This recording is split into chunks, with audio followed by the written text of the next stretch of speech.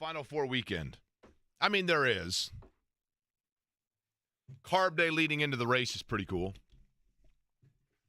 I'm being facetious. It's the greatest weekend of the year. Excuse me for sneezing right off the top of the show. Bless you. But thank you, Eddie.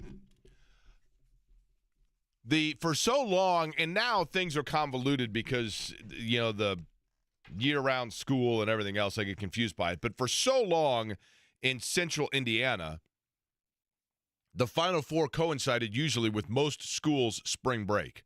So most people were starting to head on vacation, if you were fortunate enough to be able to go on a spring break vacation, on Friday, either right after school or even leaving early that morning, and then getting to your destination, Florida, South Carolina, Alabama, wherever you were going, for the Saturday games, and then, of course, Monday, the national championship game. Then you got the week of spring break. It's great. Love it. Love everything about it. And this year, the Final Four in San Antonio, one of the great spots for the Final Four. I was in the Final Four in San Antonio. The years all run together to me. I'm going to guess, Eddie, if you could look up for me years that San Antonio's hosted the Final Four, I'm going to guess that it was 2018. That is strictly an off-the-top-of-my-head guess, 2018, the Final Four, when I was in San Antonio. It was either the year before or the year after. It was in Atlanta. I was at that one as well. But that was the Final Four where went around. I was with Derek Schultz at the time, and we walked around the Riverwalk, and everywhere I went, we kept running into Bob Huggins. It was unbelievable. Like, he'd be on the bench on the cell phone, and then we'd go into a pizza place, and there's Bob Huggins. And then we walk around more, and he was everywhere. What year, Eddie? So they've hosted it in 1998, 2004, 2008, and 2018. 2018, baby. How about that? How about that for a memory? So, Final Four is upon us. You've got Florida, you've got Auburn, you've got Duke, and you've got Houston. Truthfully, for folks and fans of this area, you've got Florida, who once used a miraculous shot from Mike Miller to knock out Butler. You've got Florida, whose Dwayne Shensis team knocked out Purdue in 87. You've got Duke, who knocked Indiana out in the Final Four in 92, and then Indiana got revenge in 2002, but it doesn't take away from the fact that Ted Valentine called 57 fouls on Indiana in 92, and Hoosier fans still feel robbed. You've got Auburn, who, yes, Indiana defeated in the NCAA tournament in 87 when Keith Smart had an NCAA tournament record at that time, 15 assists in the game. That game was at the Hoosier Dome.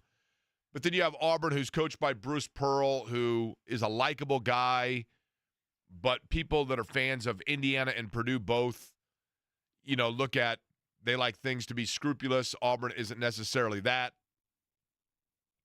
You have Auburn, who in the last couple of years has been, obviously a power. But I don't know that people necessarily are openly like, let's go Auburn. And then you've got Houston, who's coached by Kelvin Sampson, that once was at Indiana, obviously, and knocked out Purdue. So for people in central Indiana, they're probably thinking like, yeah, Final Four, number one seeds, whatever. At least the Pacers are playing tonight. I've got that to look forward to. At least it's a Friday, and it's a feel-good, good-for-the-heart Friday, and Eddie Garrison has found a heartwarming story that involves an Indianapolis athlete. Okay, so we have those things to look forward to. And then on my drive-in, as I was thinking about the Final Four, and I was thinking about the Pacers, and I was thinking about the NCAA tournament and this time of year and all that's great about it, and the fun things that we have upcoming and the great spring ahead of us and everything else, I thought about this. And it's a little bit outside the box, admittedly. But I have a proposal for you, the sports fans of Central Indiana. I have a request for the people of this fine city. I have an idea, okay, that I think can work, but it's going to take a little effort from all of us. We gave away tickets over the course of the week for the NIT championships at Hinkle Fieldhouse. We now know that the NIT tournament, including next year, and last year, this year, Hinkle Fieldhouse is the home of the NIT.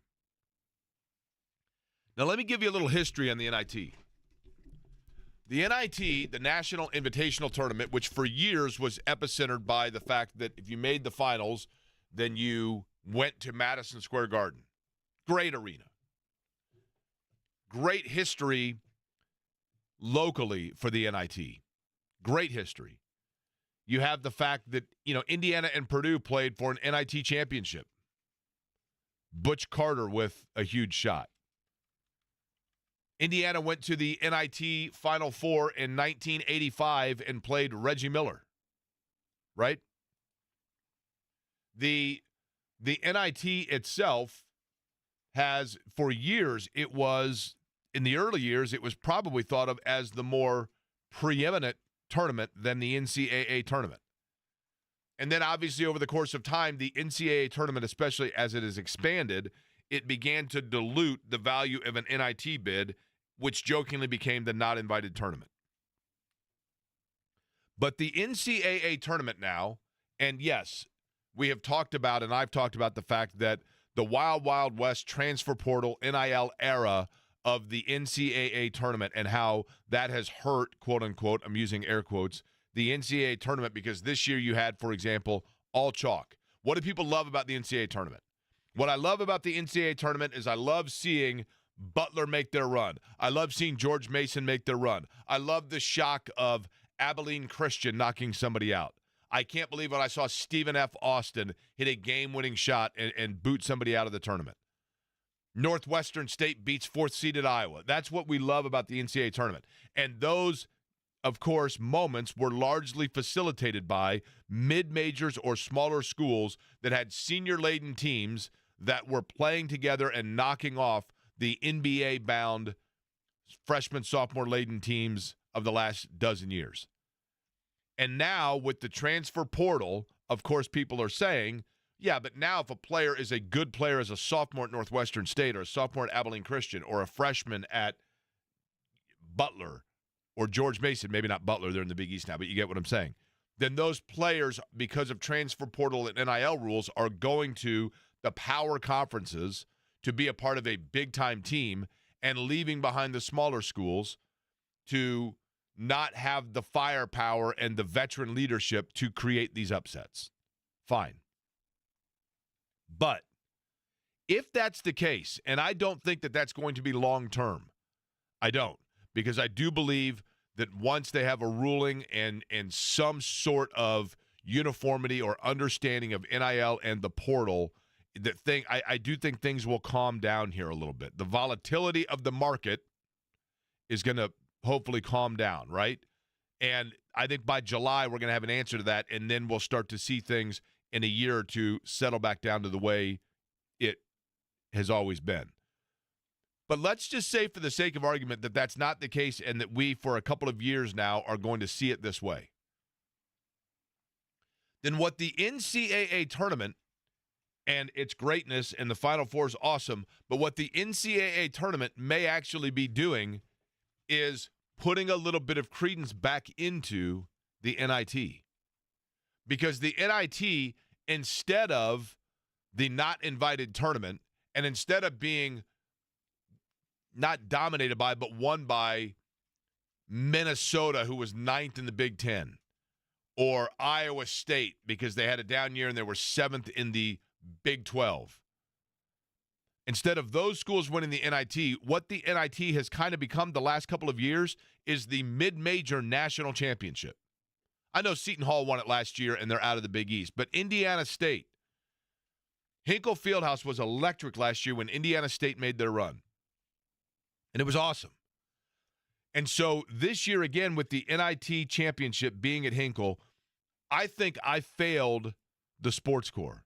I think I failed the city of Indianapolis, and I think I failed the fans of basketball in Indianapolis by not realizing and not stopping to smell the roses of how cool it kind of is that this game was played last night at Hinkle Fieldhouse. Because I thought to myself, who in the world in Indianapolis cares about Chattanooga and UC Irvine?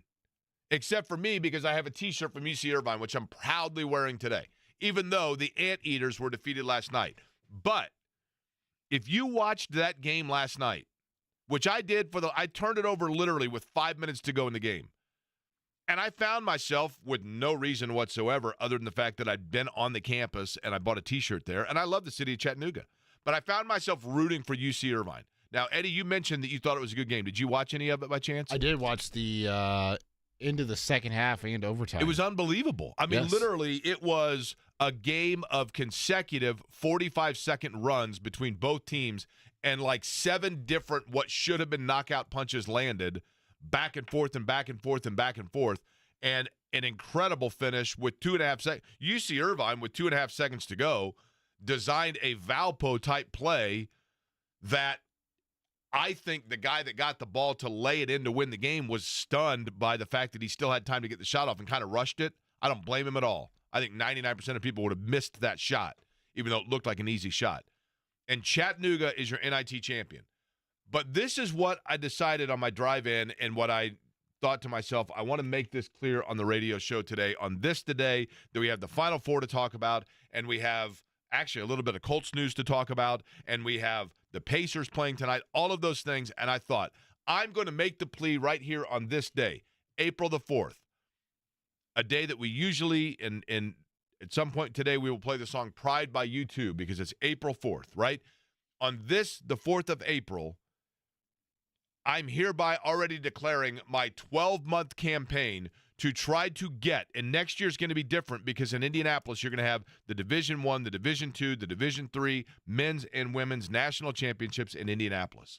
But if the NIT is going to make Hinkle Fieldhouse the new Madison Square Garden, and if the NIT tournament is going to have its championship every year in Hinkle Fieldhouse, then why should we not treat this the way Dayton treats the first 4?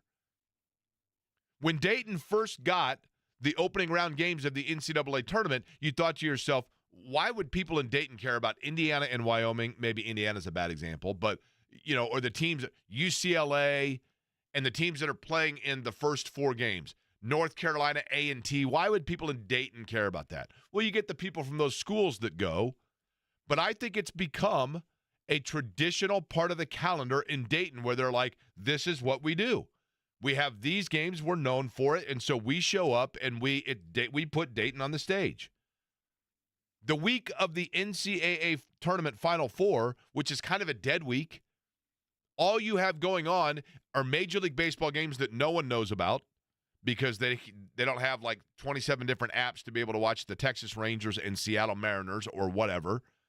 You have the NBA, which is obviously for the Pacers right now very exciting, but they don't play every day.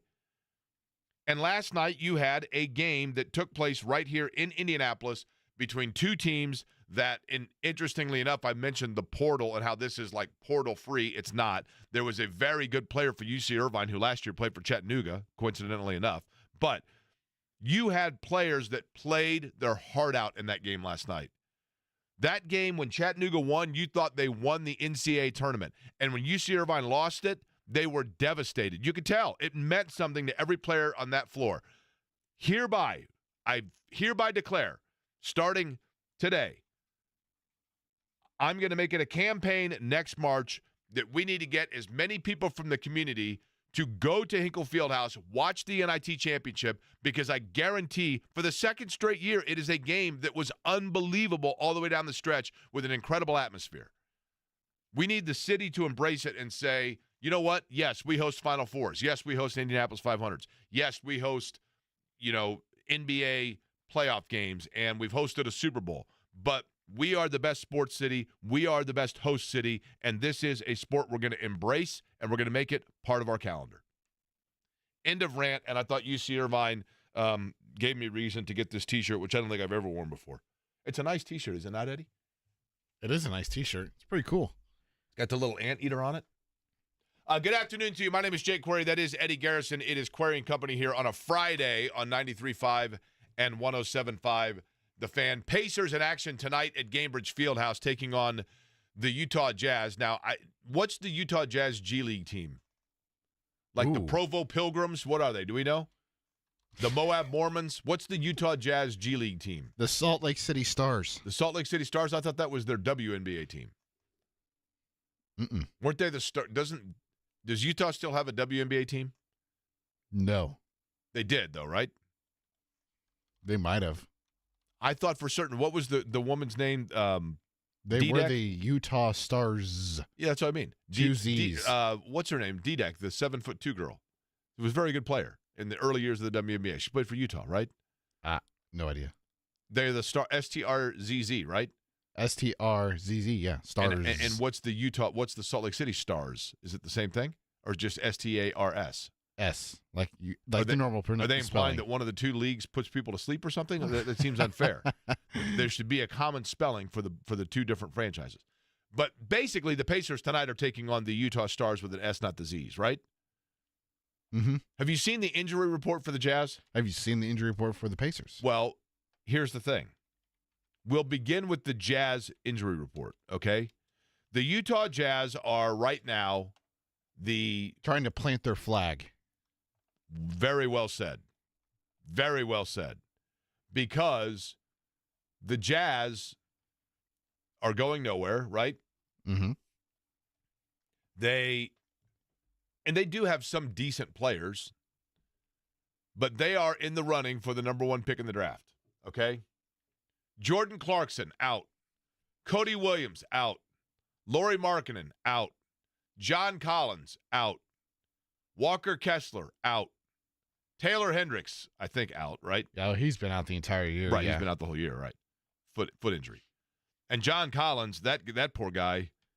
Yeah. John Collins looks at a mirror and gets 7 years bad luck because he broke it. I mean, it's unbelievable. But because Utah has so many compounding injuries, KJ Martin also out. I think that when you look at their roster, and they're going to have 8, 10 available players, probably 5 of which started the year in the G League or on two-way contracts or whatever else. I mean, I'm speaking a little out of school, but it feels that way. And I think that is what then precipitated Indiana to say, okay, and the Pacers definitely the Pacers are in a unique situation here. Because if you're the Pacers and you're looking at your home stretch, and the games they have left, they put themselves in a fabulous position because, and you don't want to screw around with it too much, but kudos to the Pacers because what the Pacers have done here is put themselves in a position to kind of control their own destiny. Now, they haven't secured it yet, but they are right now, 2 games up, and Detroit's faded back too. So they have the tiebreaker over Detroit. They're 2 up on Milwaukee, right? And they have the magic number is 4. Correct. By that 4 to secure home court in round number 1.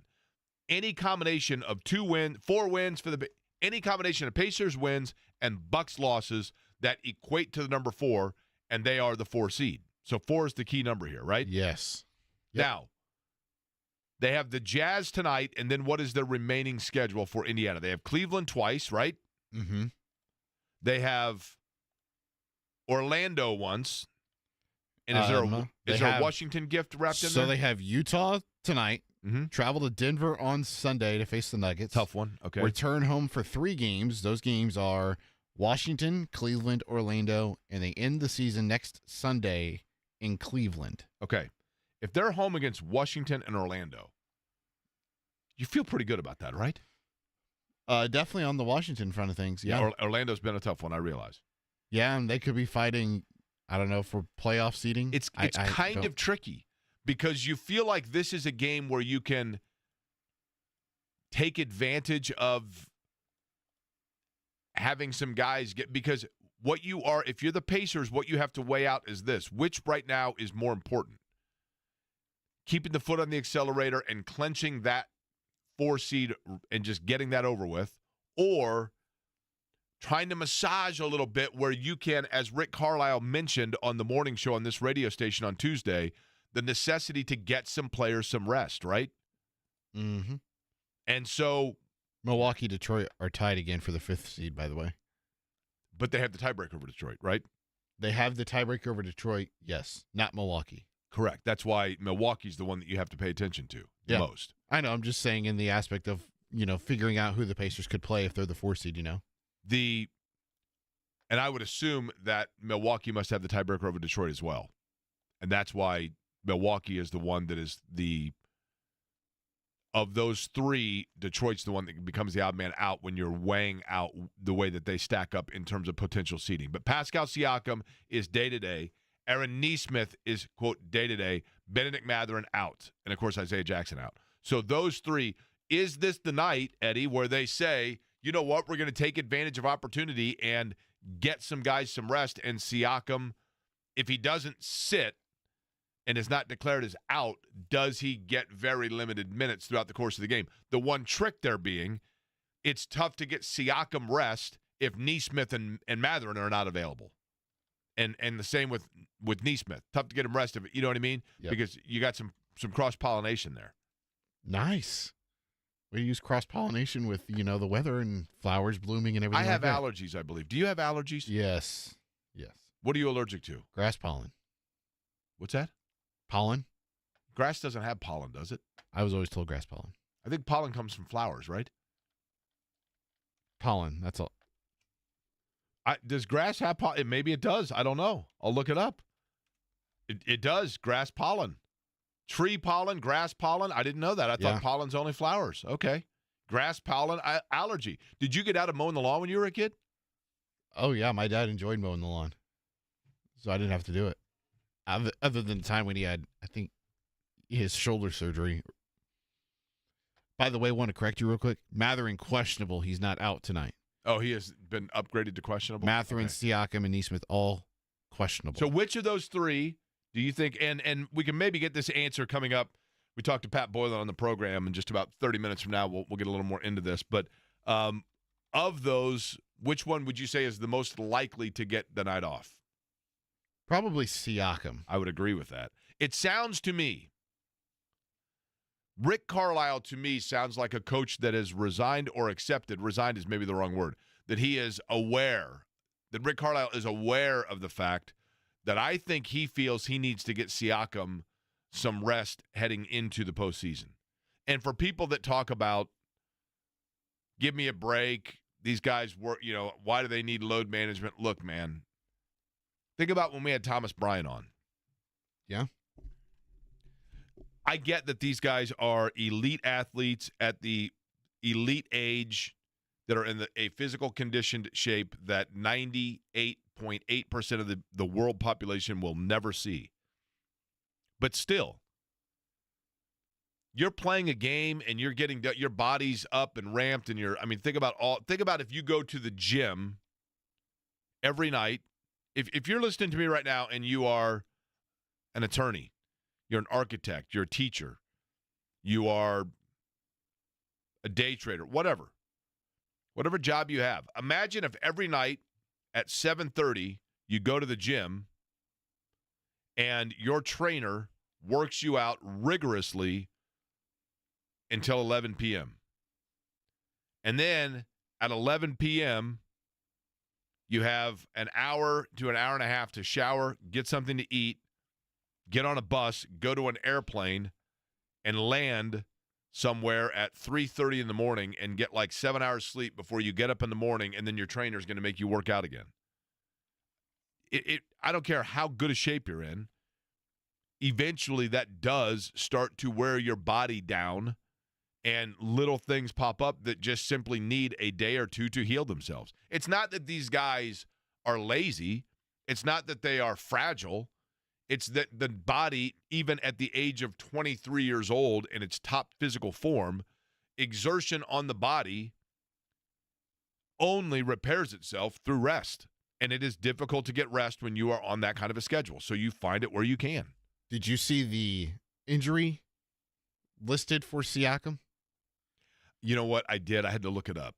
Can you please tell me the exact terminology of the injury, please? Right olecranon bursitis. You know what? I get that a lot. People say to me, they're like, what's going on? I'm like, my olecranon bursitis is just killing me. Do you know what that is? I do. What is it? It's an elbow boo-boo. That's right. It's a sore elbow, right? It's very common. You see it a lot with basketball players. Like, it looks like they have a golf ball on the end of their elbow. And that's what that is. Bursitis, for the like most part, simply means a swelling welt, right? Yeah. Like a little grape. Yeah. So the ochranon, is that what it is? Omicron? Olicranon. Huh? Olicranon. Olicranon, yeah. So the Olicranon, have you ever gotten like tendonitis in your elbow, like golfer's elbow or tennis elbow? Tennis elbow is a common one you hear. I mean, it's pretty tough. Which arm does he have it on? Right. Elbow. That would be the problem, right? Correct? Yeah. Because he's a right-handed shooter, correct? Uh-huh. The Olicranon, is that what it is? Yep. Did I say that right? Olicranon? Yeah. You know, I used to love that restaurant. I don't think it's open anymore. Down on Penn, the Olicranon Room. That was one of my favorite places in town. You know what I mean? What are you doing over there? The headsets came out. I had to get down and put a little Olicranon grease in there, put a little work into it, right? Okay. And it came out again. What in the world is on the end of that anteater? Oh, it's a Zot. I see. The Zot is the sound he makes. He's zotting something, an ant, presumably. This is my UC Irvine Anteater shirt. All right, big show lined up for you today because we're going to talk again, as we'd mentioned, Pat Boylan at 1 o'clock today. We've got a Good for the Heart, Feel Good Friday story, and we're going to talk to somebody who not only headed up the NCAA tournament and just the Final Four and talk about everything that goes into putting together a Final Four, but she also now is heading up a new program at Purdue University, and her husband knows a little something about athletics at Purdue because he happens to be the athletic director. That coming up today at 2 o'clock. So loaded show for you. When we come back, we will get more into who you're rooting for in the Final Four and why. Are there really rooting interests in this one in Central Indiana? We'll discuss next.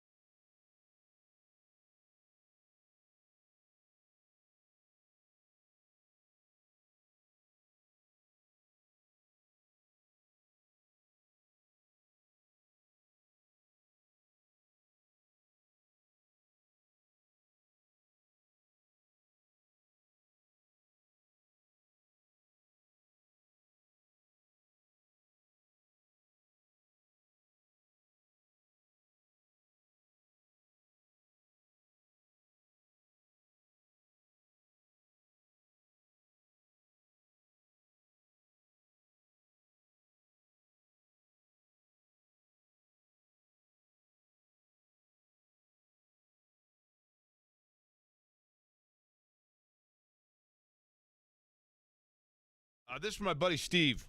Jake, my son and I, his son's name's Jake. That's kind of cool. We went to the NIT championship last night, and it was an absolute blast. I paid $25 for 2 tickets, sat half court, 10 rows up. Love having it at Hinkle. It wasn't like last year with Indiana State, but the game was wildly entertaining, and I hope it stays in Indy. I'm telling you. Bill Benner. Jake, I was at Hinkle last night rooting for UCI. We have friends from California who had flown in and are huge supporters of Cal Irvine. Great game and atmosphere, and there was huge emotion at the end. I totally agree.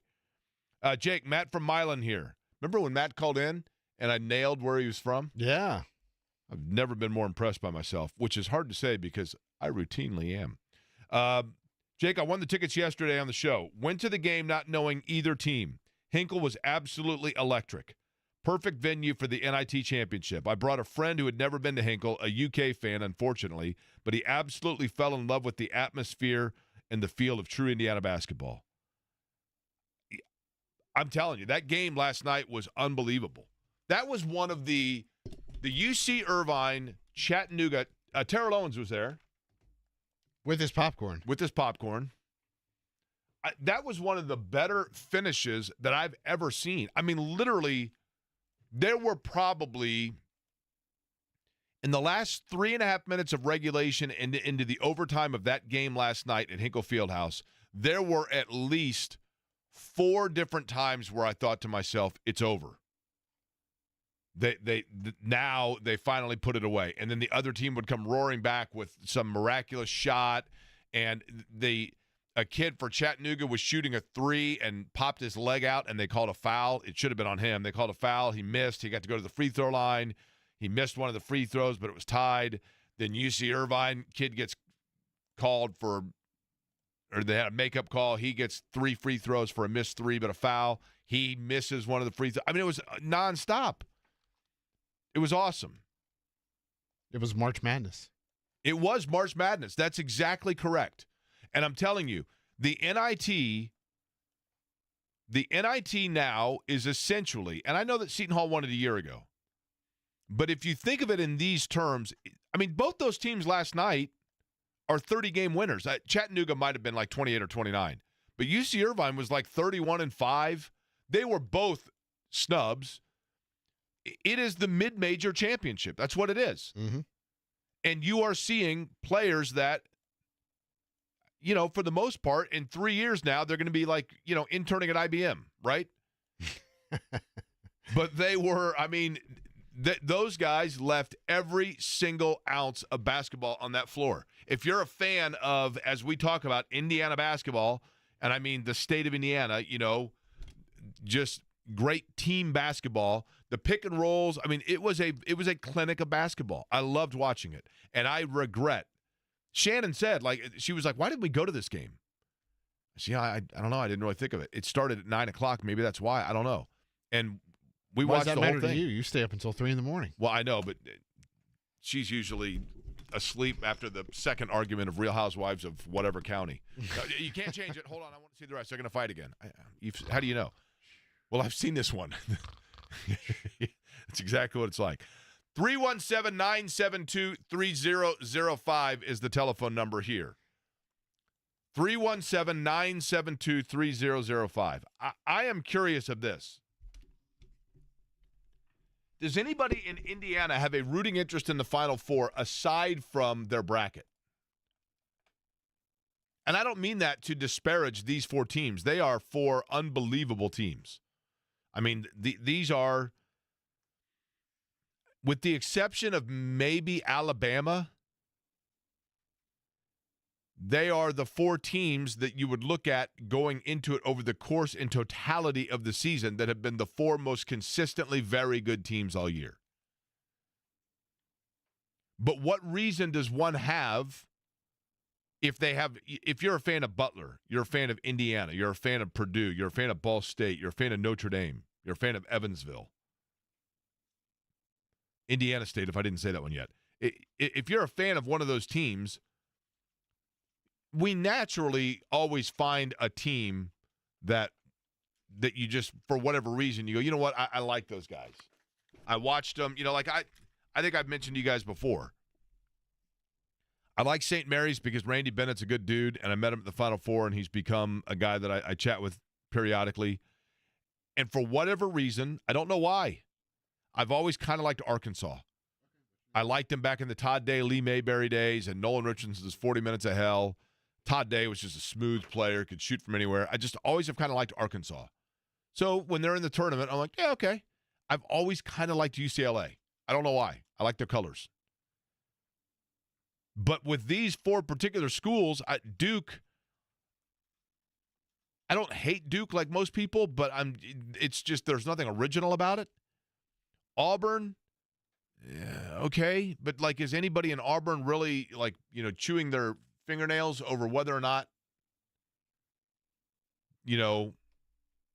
Auburn's going to win it, or are they more worried about spring practice and whether or not they're going to beat out Alabama and LSU for recruiting football?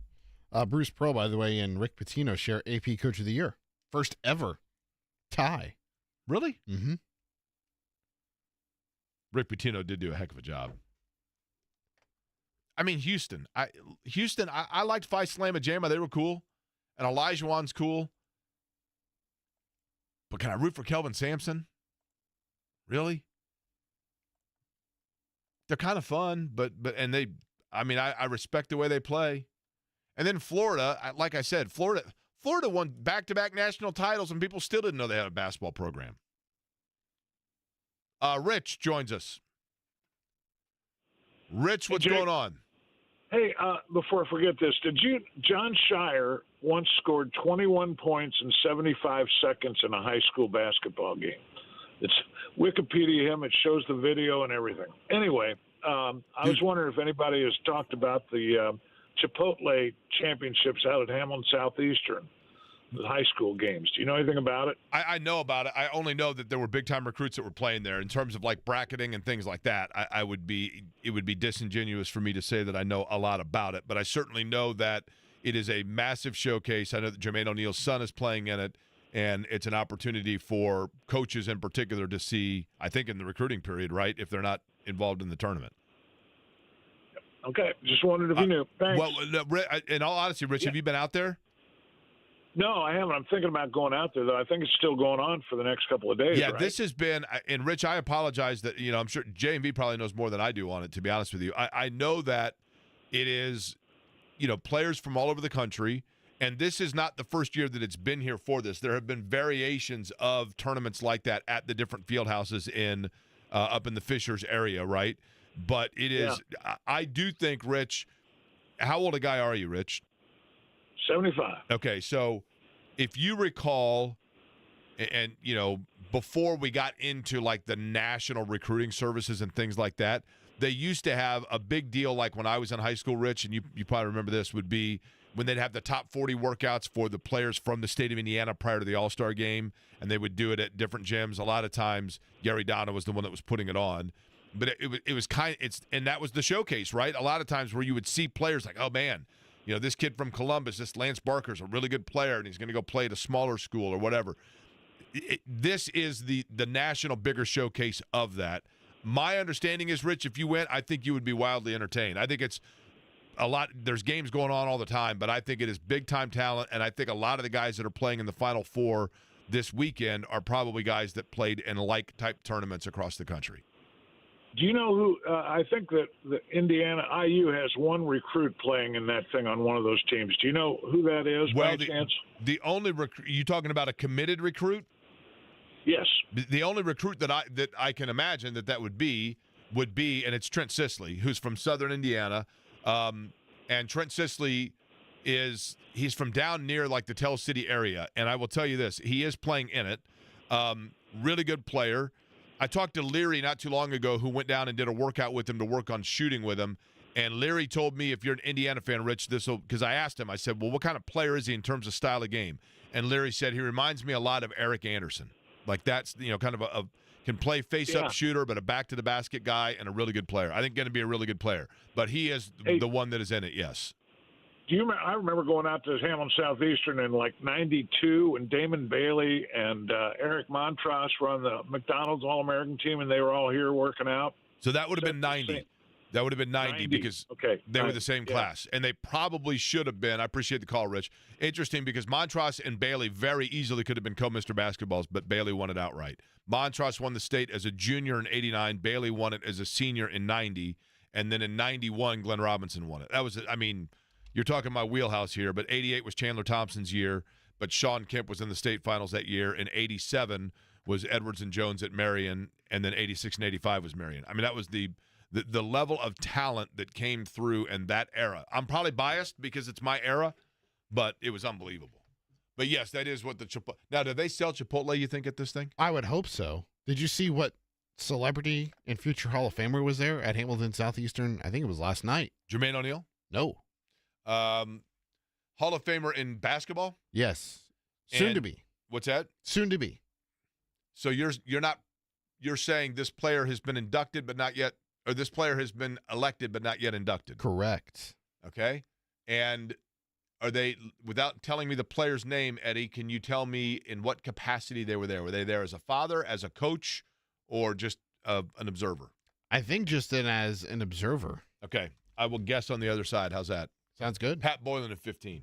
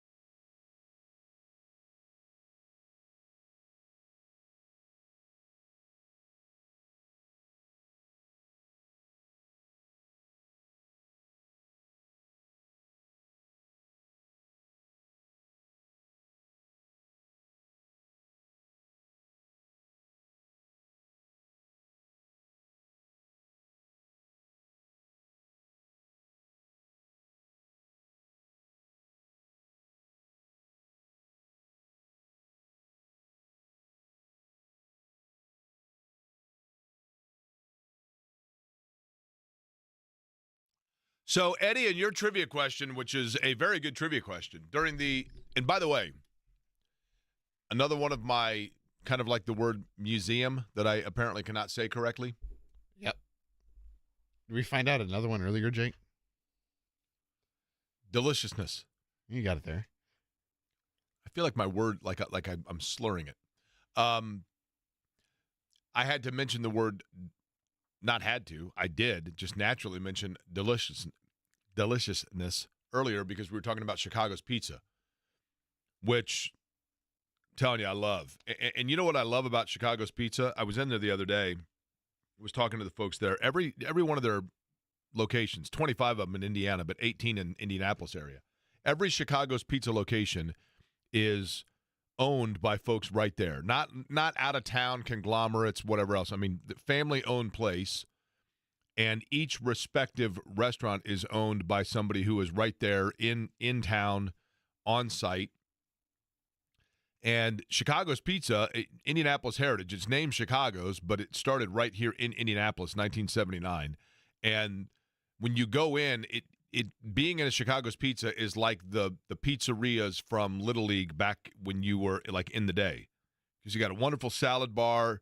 Everything's made fresh right there in-house. Like you can tell when it comes out, boom, this was not, the dough was made right here, right on the other side of that wall. You can just tell it when you go in, and certainly you can taste it. And I love it.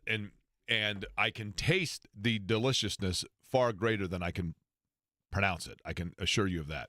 Okay, so another word, though, that at times I struggle with when we were talking about the basketball tournament is, now you tell me, Eddie, the name of the restaurant that is the title sponsor of this tournament up in Fishers. Chipotle? Say it again. Chipotle. I believe it's the L is after the T, right? I know. So everybody says Chipotle, like Chipotle, but it's Chipotle, right? Chipotle, yeah. But you're saying the L prematurely. We all do. It's Chipotle. It's not Chipotle, right? Everybody says two L's, Chipotle. But there's only one L, right? Either way. Chipotle. That's right. That's the easier way to say it. So either way, though. This person was there because I figured it out. The kid of this person was playing. Okay. Eddie asked the question at this amateur, I'm using in air quotes, basketball tournament, essentially an AAU high school basketball showcase that is taking place right now just north of Indianapolis. And they've had this for a while now, but all the blue chip recruits are there. You said there is a future Hall of Famer. I said, you mean they have been elected but not yet inducted? You said, yes, that's correct. There are two, and I'm only going off of, and I may be a year off on this, but the two people that I was thinking of that I remember recently hearing have been selected into the Hall of Fame. The first one, my gut instinct was, boom, this is the answer. And then I thought, well, wait a minute. This guy's coaching in Portland, I believe. So Chauncey Billups was my first instinctive guess, but that would be incorrect, I assume, right? Okay. My second guess is last night I was channel surfing, and while channel surfing, I landed on the college wait a minute. Yeah, I think this is right. The college basketball dunk contest. And one would think that would have been taking place in San Antonio because it's Final Four weekend, but for whatever reason, I was thinking that it actually was part of the NIT broadcast. And so and one of the judges, I believe in that, I'm going to go with his guest number 2. I'm going to go with Vince Carter. Can you tell me the university where this individual played college basketball? As soon as I do that, you're going to know who it is. Did they play professional basketball? Yes. Are they more known for their playing career or their coaching career? They're not a coach. Okay, so they've never coached. So they're known as a player. Correct. And you're telling me that they are synonymous with their university? Yes. So they're like the only great player to come out of said university? Not the only, but the greatest. John Stockton. He's already in the Hall of Fame. No. Give me the initials, and then we'll. CA. Okay. Yeah, I think I did know Carmelo Anthony. Yes. Carmelo Anthony, if I'm not mistaken, in his NBA career, in Carmelo Anthony's NBA career, you tell me if I'm wrong in this, Eddie, I believe he won one playoff series. Ooh. Am I wrong in that? You're probably right. Prolific scorer. Carmelo Anthony, in my opinion, his greatest contribution to basketball is he showed and proved the overstep in the NBA of James Dolan for the New York Knicks. Because when Carmelo Anthony was in Denver, everyone and their brother knew that Carmelo Anthony was going to sign as a free agent with New York when his contract expired in Denver. And at the trade deadline in the season where his contract was expiring, James Dolan got swept up in the mania of the headlines of the possibility of Carmelo Anthony being a Knick and traded essentially the entire core of the New York Knicks to Denver in order to get Carmelo Anthony, and then you basically had Carmelo and Amari Stoudemire, and that was it. And they won a playoff series, if I'm not mistaken. Am I right? I believe, yeah, you are right. It's a lot of money for a guy to win one playoff series. Pat Boylan, by the way, when it comes to the NBA, winner overall, joins us next.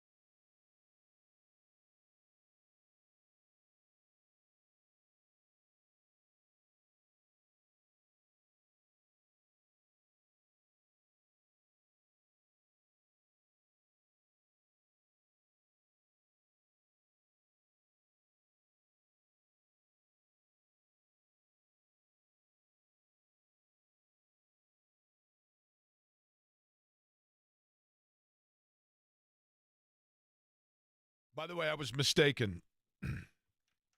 Carmelo Anthony won a playoff series as a Knick.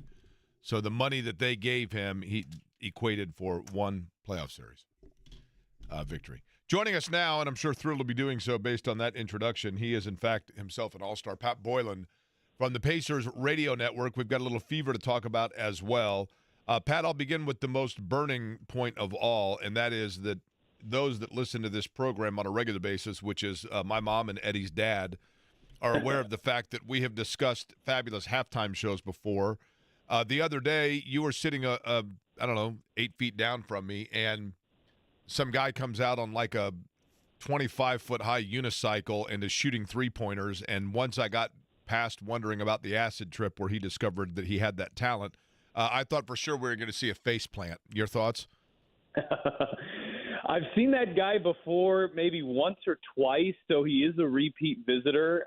When you texted me, I admittedly hadn't thought about it until you texted me, but then once you did, I, of course, was watching to make sure that hopefully would not happen. But as you touched upon there, I always wonder in many of these instances how these people found out that they were capable in the first place of doing that. Like, is that maybe start on a unicycle that's a couple feet and then keep raising it up? If so, that sounds kind of expensive, but I think the halftime acts do pretty well financially, so maybe it's all paying off. Okay, so what do you think, and I realize that I am asking this in all seriousness, not in any expectation that you're a representative of Pacer Sports and Entertainment on this side of things. So this is literally you and I spitballing this. If you had to guess, though, what do you think a halftime show gets paid? Gosh, I don't know. I'm happy to ask Dean Heveland, who books those, Doug Morgan, who books those, and see if a ballpark for consumption, external consumption number is. I mean, there's got to be like a salary, like a sliding scale here, right? I mean, Red Panda, sure. In other words, you know, some frisbee dog ain't making what Red Panda makes, right?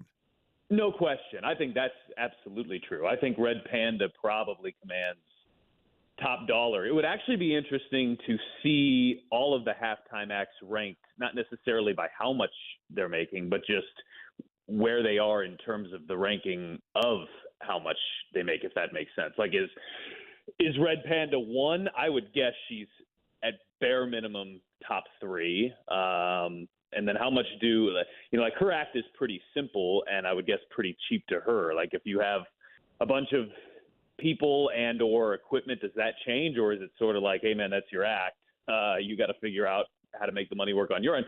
But you know, for people that travel around, one thing I do know is sometimes that we will book acts and then like Butler will get them or Ball State will get them. I've noticed that too. Yeah, I've seen that. Like within a couple days, they're there, right? Yeah. For a long time, Chris Taylor, who now is running SportsLink at Ball State, was one of the guys booking those at Ball State, and he would work with Doug Morgan, who's still there and booking acts. And whenever the Pacers would get somebody, oftentimes that act would go to Ball State. But yeah, it would be interesting to know how much that scale slides. Like, it's probably thousands, but I wouldn't even be able to hazard a guess, other than just if you're going to do that for a living and bounce around cities like that, I bet you do fairly well. By the way, when I Google Red Panda price, the first thing that comes up is Red Panda price black market. Now, can you actually buy a Red Panda bear on the black market? What are we doing here, right? That has to be what that is versus the act. But why? Why would you even need to go there? I can't think of an instance where black market would come into play there. Red Panda, halftime performer known for her acrobatic unicycle routines, earns approximately, reportedly, $5,000 per performance. And then it says at her peak. Is she no longer in her prime? Do we know that? Is she breaking more bowls? You're putting me on the spot here. I would actually say she's maybe a touch beyond her prime, because in her prime she never missed, and now every once in a while it does seem like she's missed, although not at the field house. But that number doesn't shock me. That feels ballpark right for somebody at the top end of this realm of which we are talking. So what we're getting at is when Red Panda comes out, what you're really seeing is O.J. Simpson as a 49er or Michael Jordan as a Wizard, right? Oh man, you threw me where you were going with OJ there. That's right. I will follow you on Michael Jordan as a Wizard, which by the way is still really darn good. For future reference, I'm making note. Make it Joe Namath as a Ram. X out the OJ's. I hate to say X out OJ Simpson. That also comes off the wrong way. Okay, Pat. Let's get to the real brass tacks here tonight against the Jazz. Utah obviously going with a very depleted lineup as a result, because the Pacers have to kind of balance out here, trying to shave down that magic number of 4 for home court in round number 1, and also getting healthy and not healthy, but simply getting rested. Does Rick Carlisle kind of counter move the Jazz having players be out by getting his guys some win tonight? Well, I don't think you're there yet, because 4 is still a high enough number that I don't think you mess with it. Now, if the Pacers are up by 25 points early in the fourth quarter, that's a completely different conversation. But at least I think going into it, the most important thing for this team is to get home court advantage in the first round. The Pacers haven't had it in Indianapolis since the 13-14 season, so it's been a little while. And getting there is of utmost importance. I think maybe if the number was 1 or 2 and you had a week and a half left, maybe you could consider some of that. But I think right now the number is high enough, and you don't want to get to the point in this where you are reliant upon Milwaukee losing. It, of course, would be nice, and or Detroit, by the way, who's still very much in this mix. The number with Detroit is 3.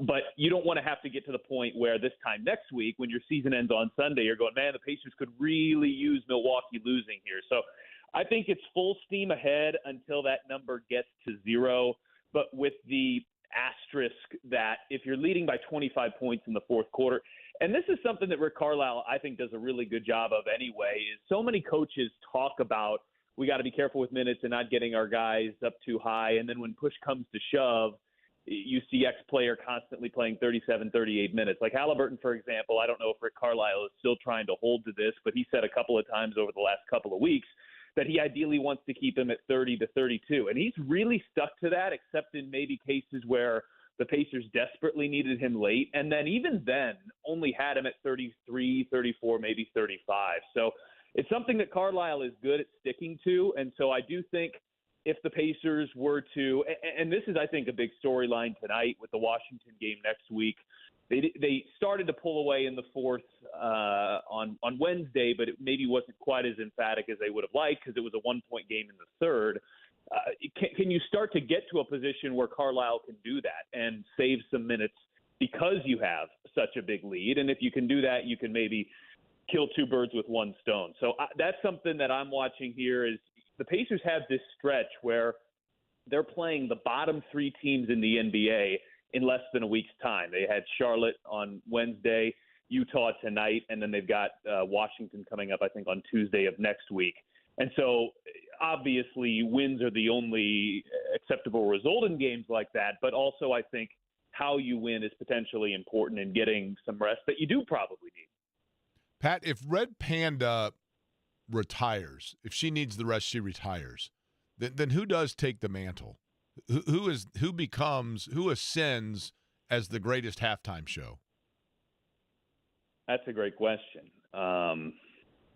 Sadly, Quick Change is no longer with us. I know. The other one I would have put in that realm. See, now, this guy terrifies me, but his act is undoubtedly good. There's an older gentleman, Sladek, I think his name is. Oh, yeah. Now, that guy, I find him. Now, I will tell you, he did give me a 5 once, sweaty hands. Okay, so you can confirm that he is nervous. That's the guy that stacks the plastic chairs. And yes. Here's the thing. His act, relatively impressive, except for this. Wears a 1975 jumpsuit, and he's wearing a schmedium and needs a large. That's the problem. That's the problem. No argument. Yeah. Uh-huh. So seems a little high on himself, too. Seems a little high on himself. Well, don't you have to be to do something like that? I mean, here's the thing. It is impressive that you can stack 38 chairs and then, like, balance on them on one hand. That's impressive until you consider one's journey of isolation that would have led to knowing that you have said skill. And then you have to question things. Exactly. So But, that's actually a really good question. Maybe the gymnast girl that can also shoot bows and arrows out of her toes backwards is relatively impressive. That was actually the next one I was going to say. That's also one that immediately popped into my head. She's really good.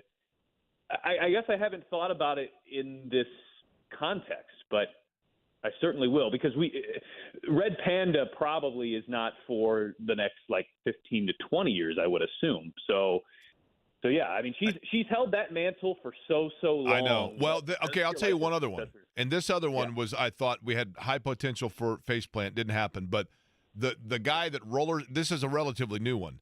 The guy that comes out with a gal, it's two people, and they roller skate, and he puts on some necklace that then the centrifugal force gets her flying around, staring at him while they're spinning around on the roller skates. Have you seen this guy?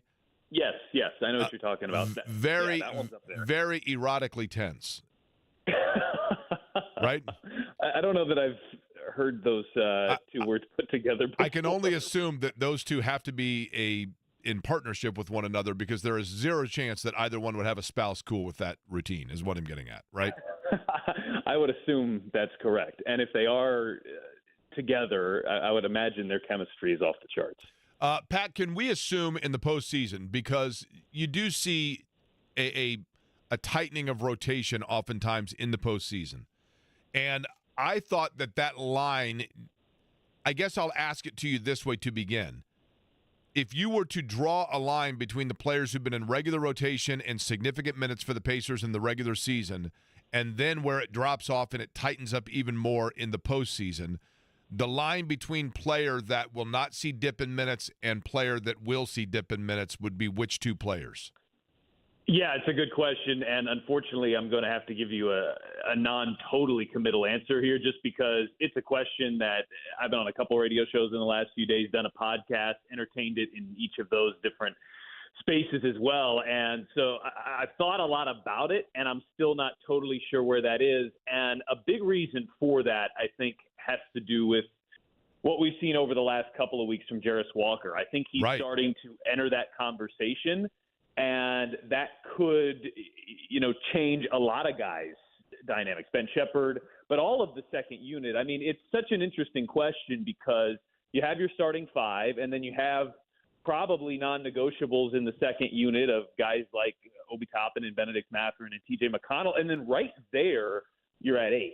And that's where some coaches in the playoffs put a stop to it in terms of how many guys that they'll use. In the regular season, coaches usually go to 9 or 10, and then in the playoffs, some will say 8 or 9. And we've not named yet Jarris Walker. We've not named yet Ben Shepherd. Shepherd was key in what the Pacers did in the playoffs last year, and I think Walker is entering that conversation. So I hate to not have an answer here or a gut feel, but I feel like Walker has come in a little bit and just kind of mixed up that conversation some. But I think his style is just so different from anything that second unit has, that I think if he continues playing this well, he probably has to get great consideration, because he's got size and defensive skill that the second unit doesn't have at other positions. Now, and his outside shot, Pat, I mean, he has developed, not that he didn't always have it, but he has really done a nice job, I think, talking about Jarris Walker, of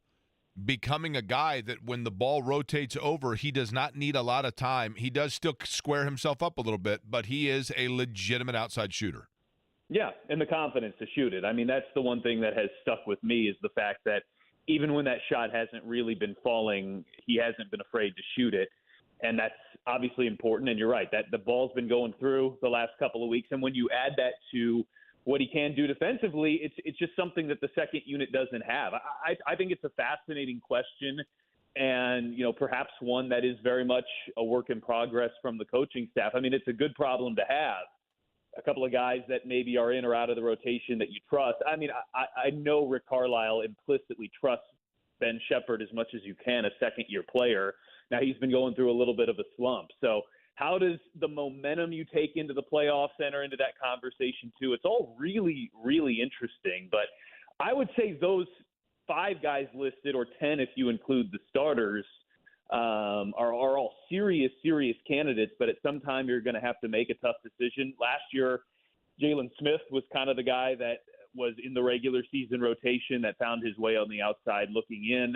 In the playoffs, Isaiah Jackson played a little bit when the Pacers did go to a second center lineup. And so there probably is going to be somebody. And I guess I would be surprised if that somebody was already circled. I think it's very much a fluid situation at this point. How about the Simon Says guy? Somebody asked me. He's top 5, right, for halftime shows? I think so, yeah. Especially, you're good when you do, the exact same thing over and over and it still kind of sticks. And do you think he's ever had a situation where, like, the teams are starting to come out and the clock's running down and he still has, like, 9 finalists? Well, that's precisely the reason I like him so much, is he's so good at what he does that never comes into play.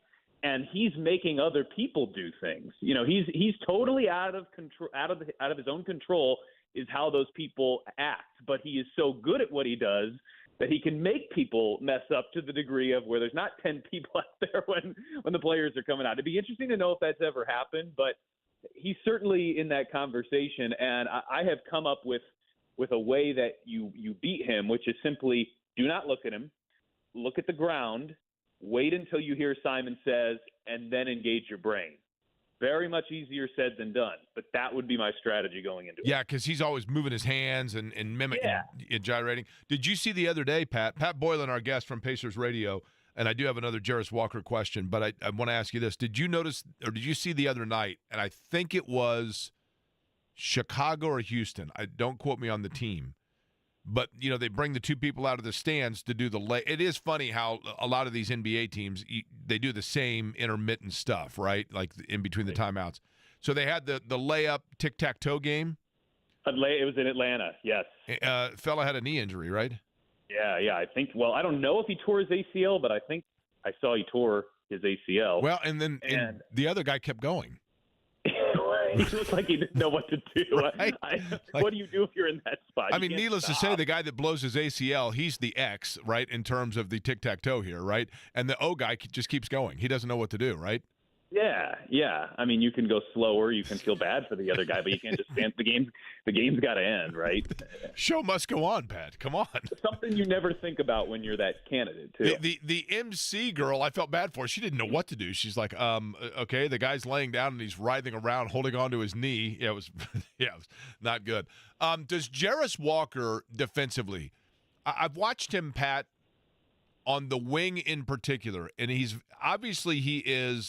got a very solid base to him, right? I mean, he is a strong individual.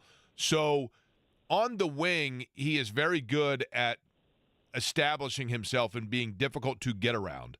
But if it comes down to the baseline or if somebody is now coming at him in penetration, does he have the lateral quickness to be a consistent, solid guy that can guard a 3 as opposed to 4?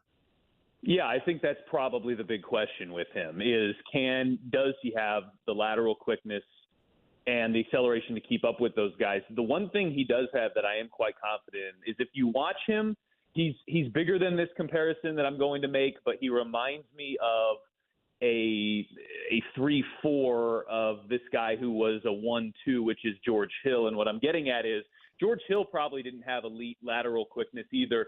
But when George Hill got down in a stance, like his hands were touching his Achilles. I mean, the guy has just a crazy wingspan for his size. Now, I don't know exactly what Jarris Walker's wingspan is, but when you watch him, his arms are like same thing. They're like down there at his Achilles, and he has great anticipation, and he's got great hands defensively, and so that's a huge part of it too.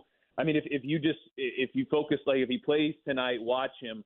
I can almost guarantee you he's going to knock a couple balls away, deflect a couple on the drive. You got to be really careful when you're driving against him. Now, that's not to say that he's an established top-level defender yet. There's a whole lot more that goes into it than reaction time with your hands and your wingspan and all of that. But I do think he's got a lot of the natural tools to get there. And if so, even if his lateral quickness is not elite or even at the top level to guard a 3, I think kind of a lot of, what made George Hill work defensively at that position when he was really good was his size and his reaction time and his intelligence. And so I think similarly those things can work for Jarris Walker too.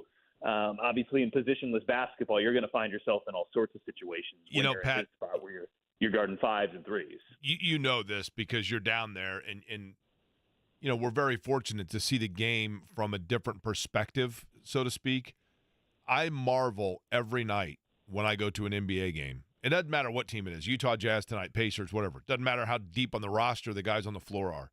I marvel at the genetic lottery that, and sure, work ethic, desire, all of those things come into play, but the genetic lottery that so many players in the NBA have for all of the intangibles that you're talking about. It's one thing to be 7 foot or 6'8" or whatever, but the hand-eye coordination, number one, the length in terms of wingspan and things like that are so unique in terms of the length of your arms, number two, and then the ability to move so quickly. The combination of all of those things, I literally think there are like 300 people on planet Earth that have it, and they're all in the NBA.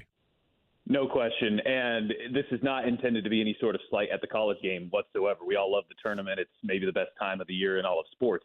But if you go and you have those similar seats for even a high-level college game, if you look at Houston or Tennessee, who is here, which I wasn't fortunate enough to sit quite in as good a seats as I get with Pacers or you get with Pacers, but we were in pretty low seats. But still, I mean, the difference, even my wife, who likes going to Pacers games because she likes the environment of it all, but doesn't really get the game, even my wife was kind of, wow, I mean, it's amazing when you're used to watching NBA players, the difference there. And so I really don't have a ton to add to what you said other than just to kind of rubber stamp it, because it really is just incredible, the level of athleticism on the floor.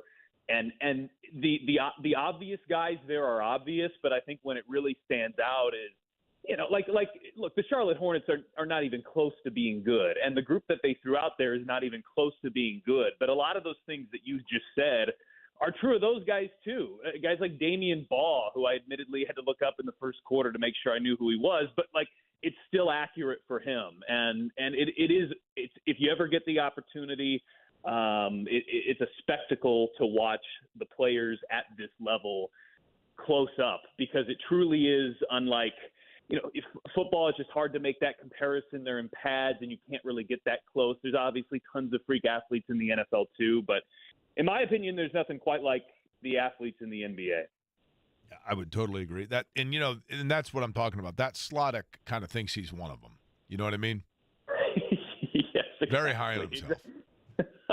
Very confident. Exactly what I was thinking of when I was going through the list of people. But apparently, I'm not going to say nervous, sweaty palms. Just so you know. Well, how could you not? But at the same time, just hearing that makes me that whole act makes me nervous. And so knowing that the guy has sweaty palms when he's doing it is only making that experience worse for me in the future. This is all I'm saying about the guy, because he's very talented, right? And he does a good job, question. Right? No question. Now, having said that, my only critique, I can even get away with a little palm perspiration. Fine. You're doing high flying stuff. I get it, right? Again, my only critique, part of why he's able to go out at halftime of NBA games and balance himself off 38, consecutive stacked plastic chairs on top of each other. He's been doing it since 1978. Problem is, hasn't upgraded the jumpsuit since then. and just, you know what I mean? Just stop by Lululemon once and we're good. That's all I'm saying. I won't argue with you. But you know what? Saying. Maybe when you're in that realm, you hear about superstitious athletes. You're playing well. You don't want to change anything. I don't know, the moment you change the size of the sweatsuit, does everything, like a better term, crumble down around you? Pat, let me tell you something. As a 52-year-old guy, I'm here to tell you, at some point you just simply reach an age where you realize gravity's undefeated and you just got to roll with it. You know what I mean? I'm maybe starting to get just at the very beginning of understanding that, yes. Same, too, with gray hair and then hair that starts to move south. All right, Pat Boylan tonight, Pacers Jazz. You will hear the pregame, Eddie, 6:30. Is that correct? Yes. Pat Boylan will be on the call along with Mark Boyle, Eddie Gill, and, of course, the Pacers and Jazz tonight tipping off at 7 p.m. You can hear it on this radio station. Appreciate it, Pat. We'll see you tonight, all right? Yes, sir. Thanks, Jake. All right, Pat Boylan joining us on the program. Eddie, do you have a favorite halftime guest, halftime show, halftime act? Red Panda, obviously, Jake. I don't get to see many halftime acts. Well, you go to college games, right? Not really. Now, I have another theory in regards to the NBA. This is a new epiphany that I've had. I have a new rule that if I become commissioner of the NBA, after I become mayor of Indianapolis, once I vault myself to commissioner of the NBA, I have a new rule about the NBA and, for that matter, the NFL. Major League Baseball. I have a new professional sports rule that I am convinced. I'm looking at the camera right now for those of you folks in the break room, and thank you so much for watching on YouTube. Wait, you're looking at the camera. You got to do your little, there you go.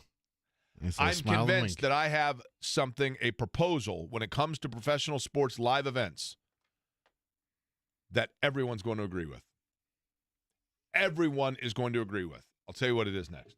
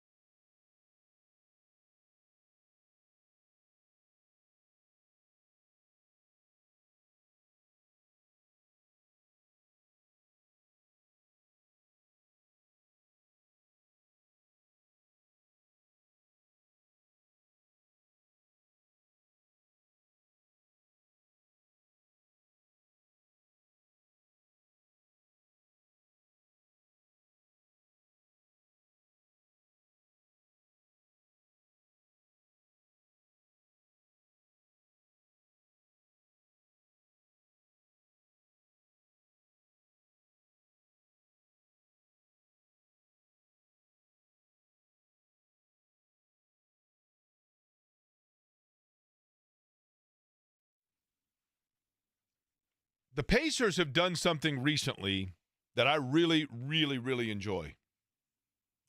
And the last 3 times they've done it. Embracing yes, sirs. No, I'm not on board with that. They do have, by the way, at the gift shop, in the mid-'90s, every NBA team had this. In the mid-'90s, the NBA did and I think it was Champion, might have been the brand that was doing it, but all of the teams, you know how all of the teams wear like a uniform warm-up thing during March? You'll see like all the NCAA tournament teams that all wear a shirt that say like, you know, they all have a common phrase. It's March or never or whatever, and each school has it. Adidas will do it or Nike. In the mid-'90s in the NBA, every team had warm-up T-shirts that just simply said, and in the case of Indiana, obviously, Pacers basketball with the little NBA logo.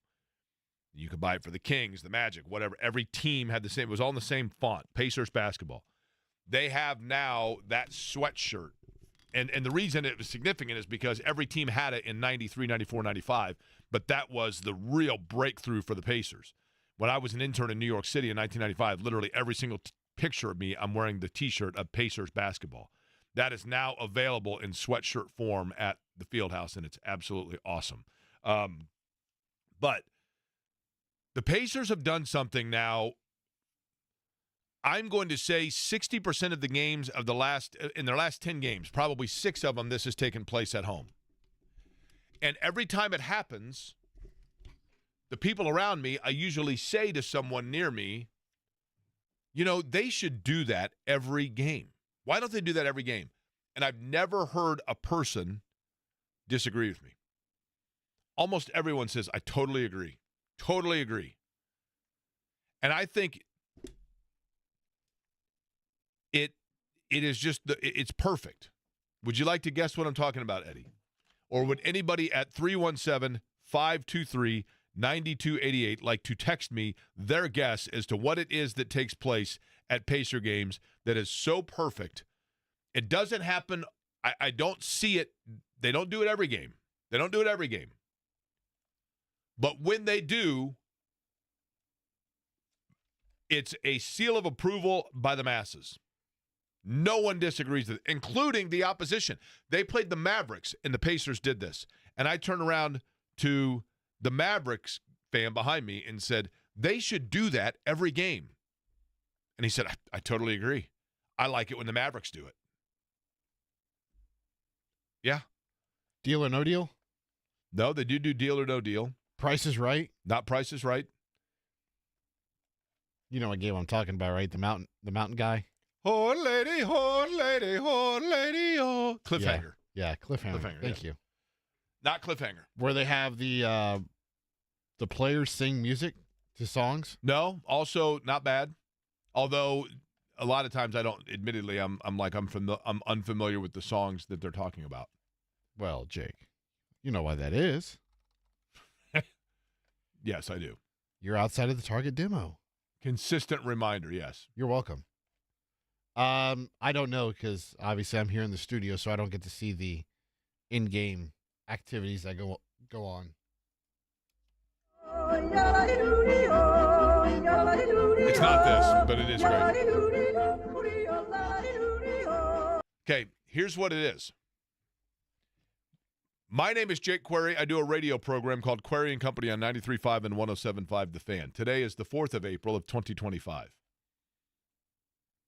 On this April 4th, 2025, I am here to officially declare that it is my feeling, and I'm not talking about for the Super Bowl per se. I'm not talking about the 7th game of the World Series. There are obviously exceptions when you're talking about the finest of the fine. But when you're just talking about a regular season game, whether it be in the National Football League, Major League Baseball, or the NBA, for a regular season game, the national anthem should always be done by a local school children's choir. It is the only variation of the national anthem, the Star-Spangled Banner. It is the only variation that no one is going to have problem with or critique. You get somebody out there. There was a Colts game this year, and they brought some guy out with an electric guitar, and for like 9 seconds, it sounded like I might have been hearing some sort of a Led Zeppelin show. Nobody knew what was going on, and then you could very faintly tell, like, they set off the bombs bursting in air, and you're like, okay, I think I know where we are now. You get sometimes somebody that sings it, and they start out automatically. More often than not, in 95% of all cases, I can't be the only one that thinks this. In 95% of all cases, when someone starts singing the Star-Spangled Banner at a sporting event, you are nervous for them. Because either A, it's a very easy song to lose your place in, or B, they start out in a pitch in such a way where everybody, you can tell when you're looking around, is going, what are they going to do when they get to the high note here? We're in real trouble. And people are like staring at the floor because they're uncomfortable. But when you bring out, and there's an endless supply of them, when you bring out an elementary school choir that are 4th and 5th graders, it's charming. They start out and they sing, and when they have to hit the high note and all the kids are like kind of, reaching their highest to get the note, even if they fall flat on it, it's adorable and people love it. And so everyone in uniform across the board, no matter what their taste in music, no matter what their taste in whatever, they are on board with hearing children do the national anthem, doing the Star-Spangled Banner. So it should be done. It is perhaps the most unifying of that song because everybody in the arena loves it. Uh-oh. The bombs bursting in air gave proof through the night. Francis Scott off key. That our black was still there. I'll make up for it now. Okay. That was Carl Lewis, of course. Yeah. Now, I do have to, in the sake of fairness, point out a story that I've shared before. 2007, I'm doing the morning show down at WIBC.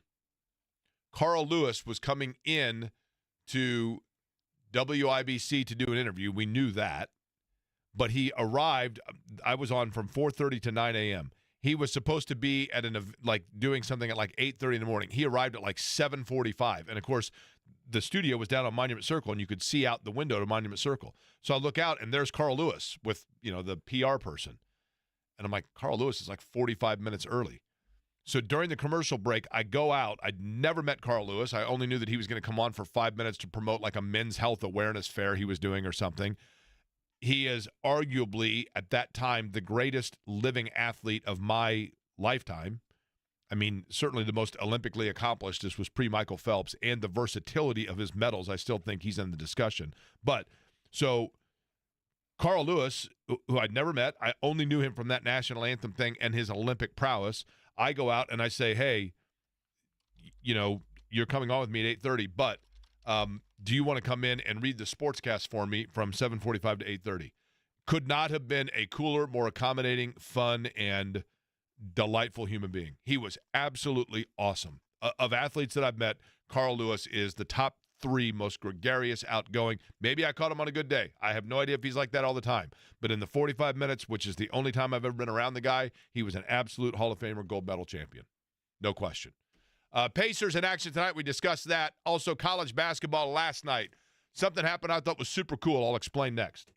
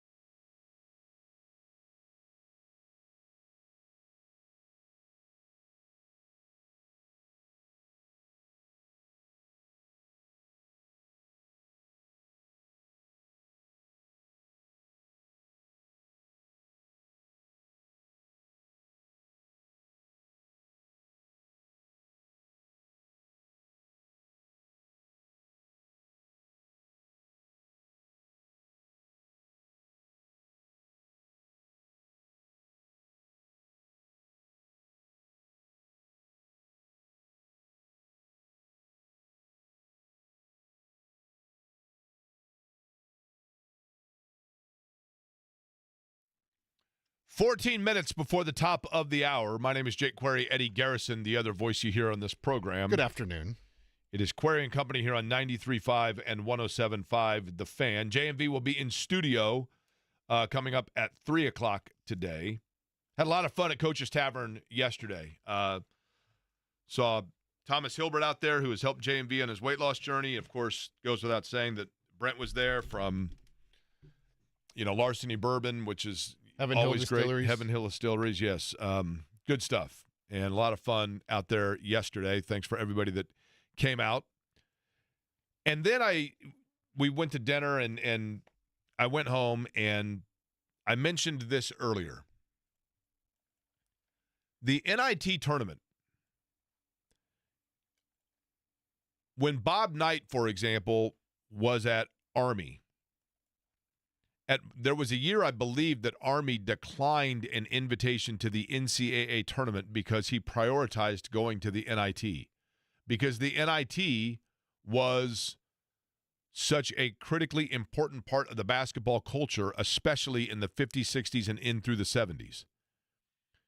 When the NCAA tournament expanded from 48 to 64 in 1984 and then eventually to 68, it did dilute, I'm not going to say the quality in the NIT, but certainly the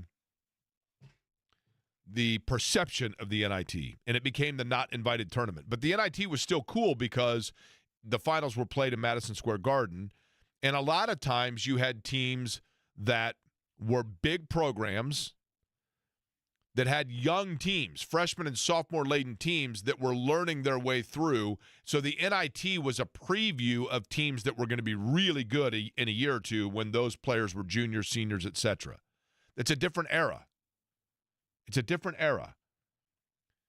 This year's NCAA tournament, and I do think that this is going to eventually find its way back. I'll be honest about that. But I think that so much has been made about the fact that you have not seen the Cinderella story upsets in the NCAA tournament in the last year or two to the prevalence or the prominence that you once saw, because now with the transfer portal being as open as it is, there is a larger number of players that, if they are a freshman or sophomore at Iona or Siena or George Mason, and they have a great start to their career, they then are getting the opportunity via the transfer portal to be re-recruited by the big Power Fives, and that's where they're going. And so therefore, you don't have those senior-laden teams necessarily that are making that noise in the NCAA tournament. So now that you have the Crown tournament, which is taking some of the not invited Power Fives, the NIT is back to a large extent, a lot of mid-majors that are in it. But even though the mid-majors are losing players in the portal, they still also have senior-laden teams of players that are not transferring out or not getting that opportunity. And so they're getting 4 years to play in places like UC Irvine, Chattanooga, and those that we're seeing in the NIT. A year ago, I went to the NIT finals because Indiana State was in it. I went to the semifinal game against Utah, and I went to the final game against Seton Hall. And it was awesome. The atmosphere was exciting. It was awesome. And I know that Utah and Seton Hall are Power Fives. And Indiana State, considered a mid-major out of the MoVal. Yes, it was an anomaly because Indiana State was in the finals of the NIT, and it was at Hinkle Fieldhouse. It was the perfect storm for the sports core and Hinkle Fieldhouse in the NIT tournament, right? And I got to thinking about this on the way in, and I'm going to say what I said off the top of the show. I think I failed the listeners of this show. I think I failed Hinkle Fieldhouse in the NIT tournament, and I certainly think I failed myself because I didn't give the proper attention or promotion of the NIT finals being at Hinkle Fieldhouse for last night's game like I should have. And the reason I had that epiphany is because last night, and I don't know, I love the city of Chattanooga, actually. I've mentioned before, I one time was driving back on a road trip by myself and spent the night in Chattanooga and went to a Lookouts game and went to Lookout Mountain and Ruby Falls, did all of it, and had a great time. Did the incline, had a wonderful time. I love the city of Chattanooga. I don't know. I have no rooting interest in Chattanooga nor UC Irvine, except for I have been on the UC Irvine campus to buy my friend Steve Hawkman an Anteater shirt, and I bought one for myself, which I'm wearing today, even though UC Irvine did not win last night. But UC Irvine was a 28, I think, win team, 27 win team that did not – they were probably like one of the 3 or 4 first left out of the NCAA tournament. And they got into the NIT, and they now have, over 30 plus 31 or 32 wins because they made it to the finals. So I turned over to the game last night, literally with 5 minutes to go in the second half. And what I saw was two teams that were doing every possible thing to win a basketball game. It was incredible drama. Hinkle Fieldhouse is magical in itself, but to know that you had two teams that were playing for something that mattered to them, to have a championship, to be able to leave the court with guys that they had been playing with all year. Not because, most of these guys are getting ready to go do an apprenticeship at an accounting firm. UC Irvine had a really good and talented 7'2" German player, and I'm sure they have a couple of guards that maybe will play in Europe. But these are not guys that are sitting there playing because they're trying. There's nothing wrong with players that want to go to the NBA. Don't get me wrong. I understand that. But it is a different motivation and as a result, a different feel, okay? And as I was watching it, what I saw was an unbelievably entertaining basketball game. Heroic plays being made down the stretch, back and forth, absolute momentum shifts. It was incredible. And the game itself went into overtime. Chattanooga ended up winning. UC Irvine missed a shot. They ran a Valpo-type play with 2.5 seconds to go to win the game, and the kid missed the shot. I felt bad for him because it was a more difficult shot than it looked. It looked like a layup. But what I realized was this. The NIT finals now are no longer in Madison Square Garden. Their home is Hinkle Fieldhouse. Last year was not a one-off. This year was not a two-off. Next year it is here again. Next year the Division 1, 2, and 3 national championships are all going to be in Indianapolis, but so too the NIT finals. And I think we as a city, yes, Indianapolis is a sports city. There's nowhere better. Nowhere better. We host the world's largest sporting event every single year, single-day sporting event every single year. We've hosted a Super Bowl. We have an NFL team that hosts playoff games. We have an NBA team that has hosted an NBA Finals, hosted an All-Star game twice, hosted the playoffs almost annually. We have a minor league park that is the best in the country. The NCAA is based here. We have the best high school tournament in terms of attendance and passion for it that you're going to find anywhere. We've had Formula One here. On and on and on and on and on, right?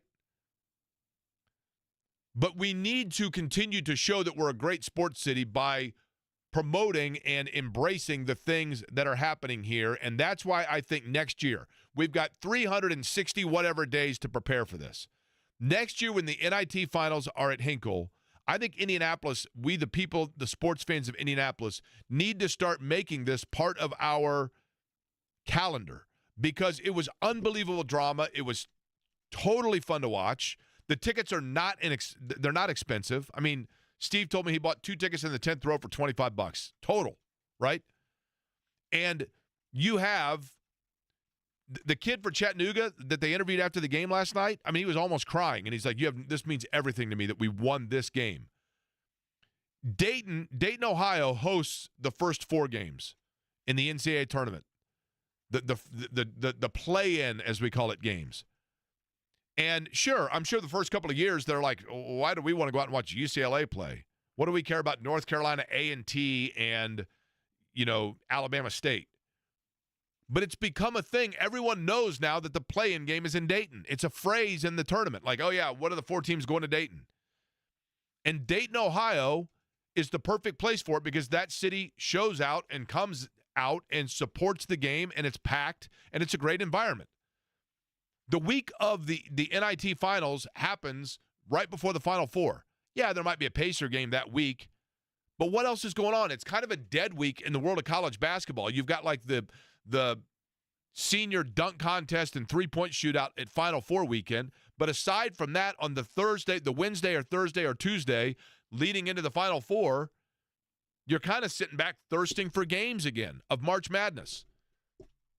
I think in Indianapolis, we need to make sure that people are now aware, hey, you know what? Like the NIT finals is going to be here again. It's NIT week, whatever. And no matter who the teams are, go out and support it and spend $15. Hinkle Fieldhouse is the best. We don't need a reason to go to Hinkle. I'd go to Hinkle, watch a tricycle race. You go to Hinkle at night. It's a beautiful, historic, awesome venue.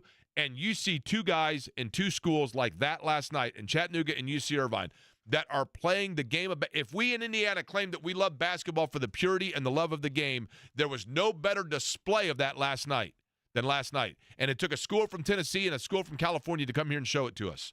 So next year, I say we make a pledge as a city to say we are going to show out and show you that we appreciate that, because in 49 states, it's just basketball, but this is Indiana. And come out and support it. I thought it was awesome. Speaking of putting on Final Fours, by the way, somebody who has overseen the NCAA tournament, a lot of the planning that goes into it, and now is putting together a sports program at Purdue, happens to be married to the athletic director there as well. Gian Boyd joins us next.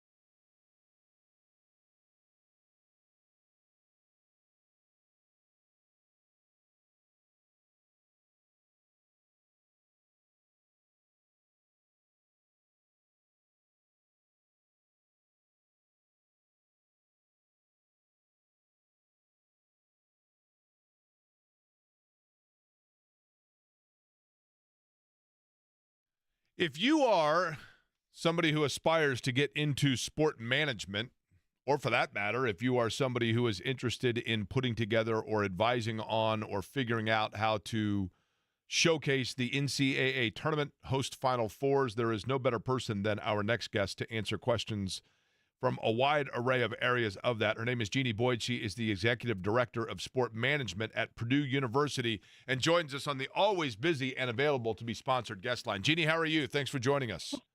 Hey, I'm doing great today. How are you doing? You know what? Is there anything better than the Friday just before the Final Four? I mean, let's be real, right? No, there is not. There's nothing better. Hey, Better than Christmas. Well, and that's exactly right. And I want to get into kind of some of the work that goes into that as well, because you've obviously got a lot of experience in that. But let's get to exactly what you have ongoing right now at Purdue University. It is my understanding, and Jeannie, my understanding for a lot of things is very vague at best, because I'm what one says is not the sharpest tool in the shed all the time, or the sharpest knife in the drawer, whichever way you want to look at it.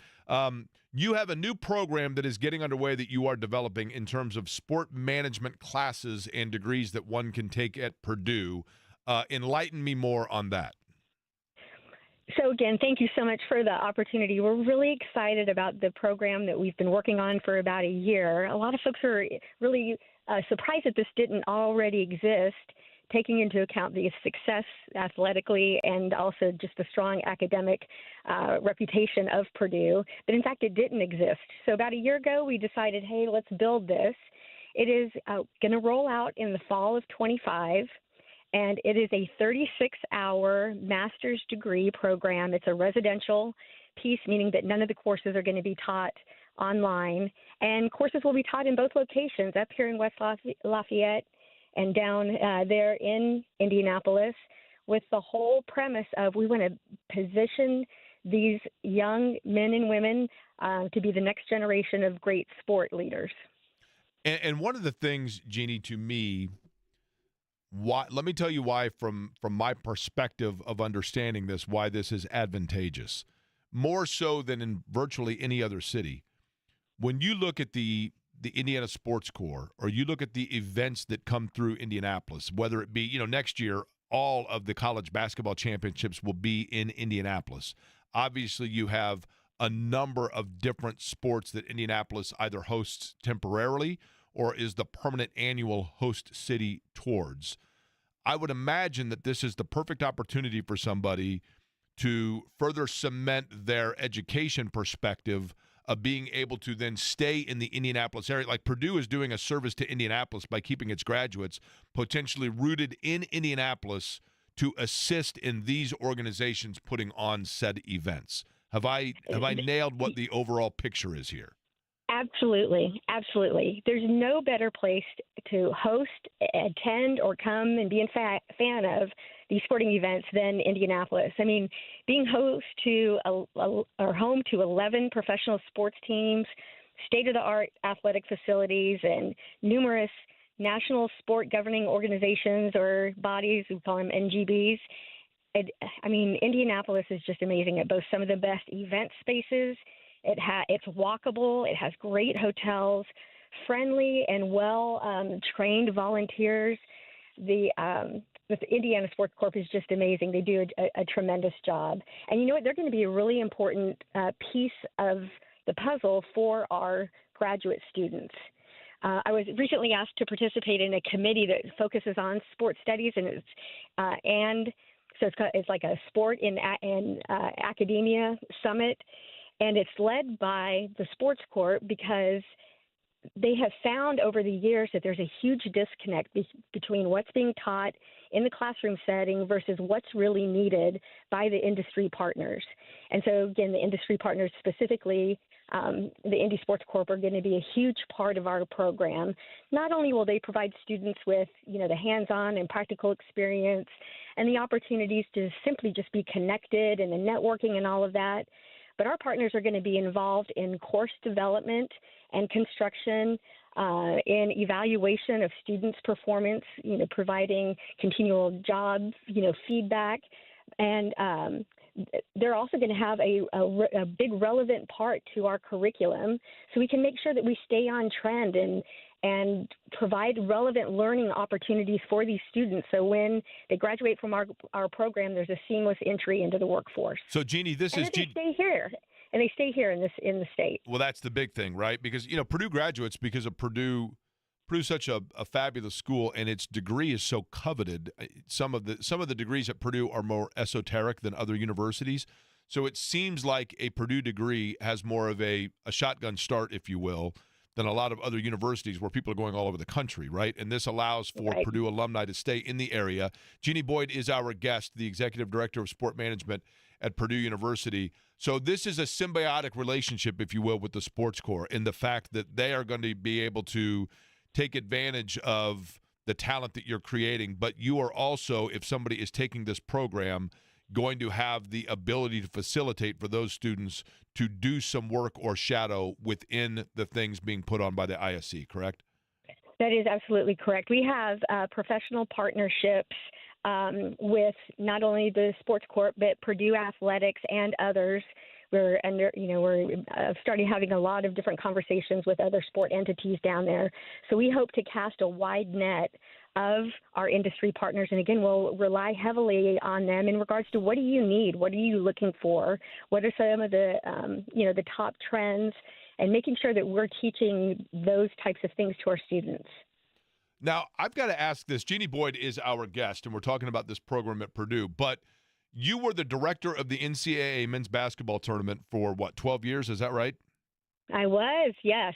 Now, that to me, when I was in high school, I ran a bracket pool once, and that was confusing enough. So I'd like to know what exactly goes into being the director, other than having at least two schools that are jumping up and down because they were omitted. That is a great question. You know what? I looking back on that job, it was very life consuming. Again, I had no life outside of that. But I was sincerely a glorified traffic cop. So you are kind of standing in the middle of this windstorm that's surrounding you, and you're basically like, hey, pull down that umbrella because it's about to blow away. Or, hey, can you make sure that tree doesn't fall in the middle of the road, or clear it quickly because the buses are coming down that street or whatever. But you, just like in any other business, you have people that you're surrounded by that have specific areas of specialization or interest, and they're really good at what you do. And so part of it is to know when to get involved and make sure that all the pieces connect. And then you also have to have a situational awareness to trust your folks and know that they're the experts in their field. So I had a gentleman who oversaw all of the facilities across the country, and that was his area of expertise, worked in, large, medium, small, different arenas and buildings and professional buildings. I had somebody who specialized in tickets, and that's all they focused on all day long, all day, every day. Media, the volunteer pool, the decor elements. I mean, there's a million different components to it. So most of the time I was lucky enough to stay out of the way and just kind of interject if I needed to. But I will always look back at this point in time, and that is my most fond experience, is the relationships of the colleagues. And again, I just have such tremendous respect for them and love them, and am proud of how much the event has grown.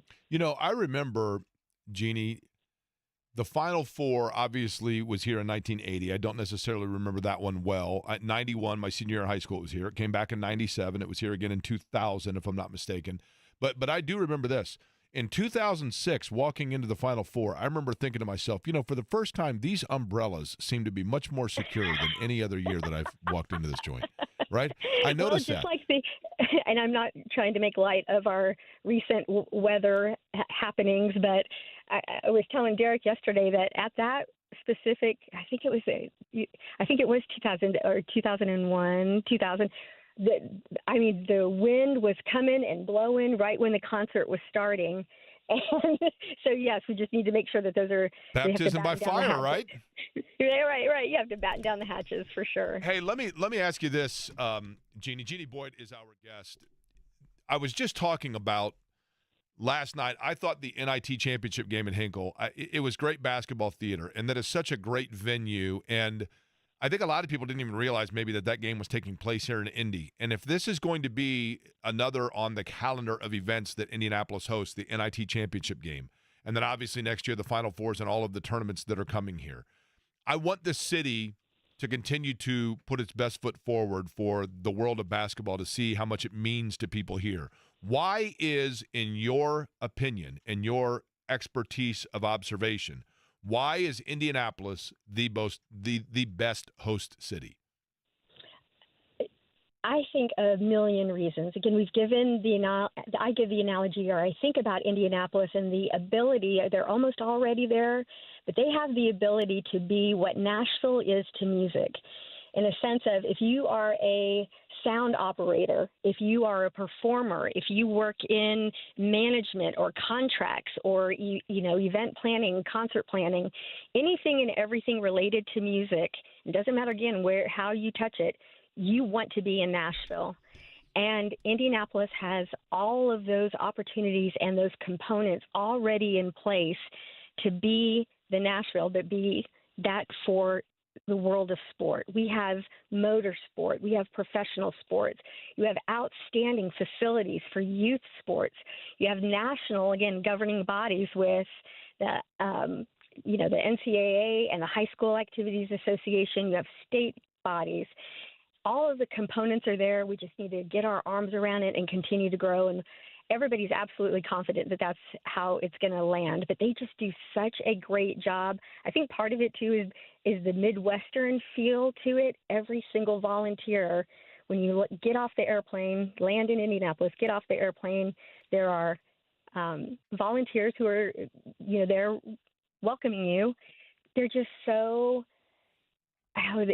they just kind of put you at ease. It makes you feel like you're at home, honestly. It is a perfect place. We've got all the pieces and components in place. It's going to happen, and it's going to happen quickly. Okay, lastly, Jeannie Boyd, again, joining us from Purdue, starting the new sport management program there as part of an MBA program that you can get at Purdue. I know that you are Boiler through and through now. I understand it. You obviously have worked at the Sun Belt. You worked for the tournament. You did some stuff at LSU, but you went to Florida. Does that mean that you are required to be pulling for the Gators this weekend? I'm also taught neutrality. We were talking about that yesterday as well because I worked in the conference office. You've got to make sure that everybody has the same experience and the same opportunity to win. I would love for Florida to win, but that's not going to sway how we run the tournament, right? So you can't do the... Yes, I am Gator through and through, for sure. You do the chomp thing internally. You just can't necessarily outwardly do it, right? Is that right? Absolutely. I certainly do. What's that mascot's name, that Florida? Does he have a name? Is it just Al, Big Al? What's his name? Do we know? No, my goodness. I'm a little offended that you don't know. There are actually two. There are Albert, the alligator, and the little small female one is Alberta, the alligator. Right. I should have known that. Albert. Big Al might be where's Big Al? Is that the Alabama elephant? I don't know why they have elephants there, but I think that might be Big Al. All right, well, please excuse me there for not. Please give Albert my apologies next time you see him, all right? And Alberta, for that matter. I will do. Thank you for everything you do. Really appreciate your program. Appreciate it very much, Jeannie. Jeannie Boyd joining us from Purdue, again, putting together the NCAA tournament. No small feat. Did you know that it's Albert, Eddie? No, I had no idea. Alberta, apparently the smaller one. Can you look up Alabama's elephant mascot? I'm pretty certain it's Big Al. Did I hallucinate that? And I don't know why exactly they have an elephant. There's probably like some backstory there that I'm unaware of. But I know that if you go to obviously if you go to an Alabama game, you see the elephant there. I'm pretty certain that it's Big Al. You would be correct. Okay, there we go. I went to a game between Alabama and Penn State when I was visiting the University of Alabama prospectively as a student when I was in high school. And the Penn State mascot and Big Al kind of had a stare down. And then I couldn't take the Penn State mascot seriously because I realized he was wearing turf shoes. And I'm like, he should be wearing paws, right? Like, I mean, it seems kind of cheap for the Penn State mascot to be able to just wear normal shoes. That's like cheating. Pacers and Jazz in action tonight at the Fieldhouse. Big question mark is going to be who is playing. We talked to Pat Boylan about it earlier. Pascal Siakam is probably the question mark. Eddie, you tell me if you agree with this. I think he plays, but I think depending on the pace of the game, maybe sparingly. I don't know. I go back and forth. Rick Carlisle on Tuesday when he was on with the morning show said that he needs to get Pascal a break, but he just didn't feel like they're at a portion of the schedule where they can afford to do it. But he said when he saw an opportunity, he would do it. So I don't know if he views tonight as an opportunity or not, because they have an off day to travel tomorrow. Then they play in Denver on Sunday night, come back home for a few games, and then you conclude the season in Cleveland. So my guess is if he's going to have an off day, would probably be best suited to do it tonight with, Utah in town. I mean, considering it feels that way, right? Yeah. But I could also see it where you maybe try to limit his minutes. He played 28 against Charlotte the other night. Do you try to lower that number to like 26 again? And I don't know. What do you think? Well, the challenge is this. If you look at the Pacers injury report, you have Pascal Siakam on it. You have Aaron Nesmith on it, right? And, Yes.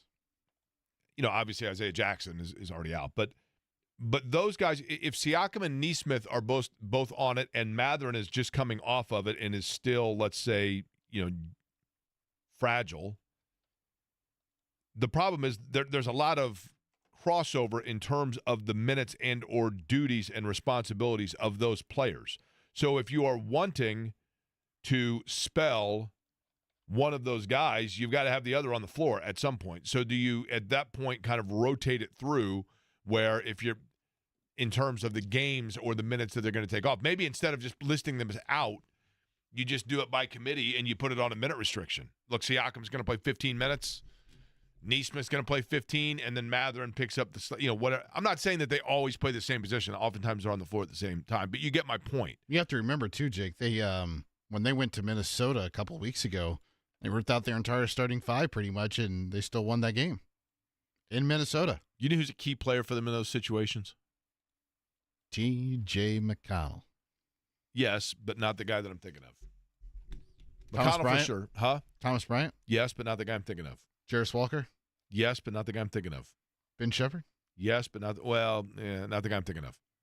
Obi Toppin. When of the players that you just mentioned, all of them have defined roles that do a very good job. But the player that, if others are out for the Indiana Pacers, that is most likely to be able to then and has within him the ability to elevate into starter lead scorer role for a night is Obi Toppin. And he seems perfect. That's why I love him, because Obi Toppin seems totally at ease and comfortable with playing what – I don't know this. I know James Johnson was just nominated as the teammate of the year for the Pacers. I don't know this. I'm not in the locker room. I'm not a member of the team. And anybody that tells you that because they played sports 30 years ago, that means that they can relate automatically to everything that happens in a locker room today, come on.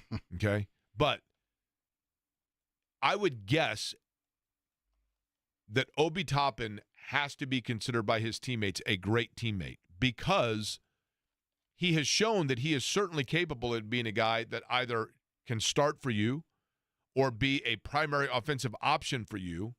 But I have never once gotten any indication that that is a necessity for him. You need me to guard tonight? Okay, I'll guard. You need me to just get rebounds? Okay, I'll get rebounds. You need me to stand outside and shoot? I'll do that. You want me to run the floor? I'll do that. He seems the most, and I'm not saying the other guys are not like this, but Obi Toppin on that roster feels and seems to be the guy that is the most comfortable at doing whatever it is that needs to be done. He's not you, Jake. He's not high maintenance. Okay. Now,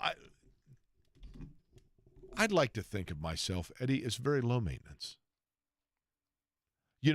What's going to happen one day is you're going to be partnered with somebody, and I don't mean anybody that we currently work with, but somebody at some point is going to come in here and you're going to say to yourself, now I take back everything I said. Man, do I feel bad. I'd do anything to have the low maintenance of Query again, right?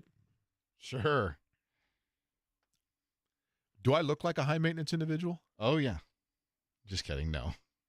Just because my hair's a perfect? You got the hair. You've got your whole routine. Yeah. Listen, the cologne. Let me ask you something. Are you a body wash or a bar soap guy? A body wash guy? You are? Yeah. Loofah? Yeah. Washcloth? Occasionally. Just a loofah? No, I do both. Do you have your own washcloth and your own loofah? Yeah. and you go, you're a body wash in the loofah guy, never bar soap. Not really. Okay. Don't want to drop the soap. Okay.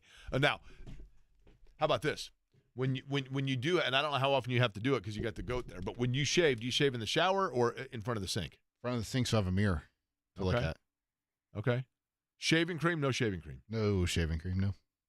You know, that Barbasol is just a great American product. I've heard that.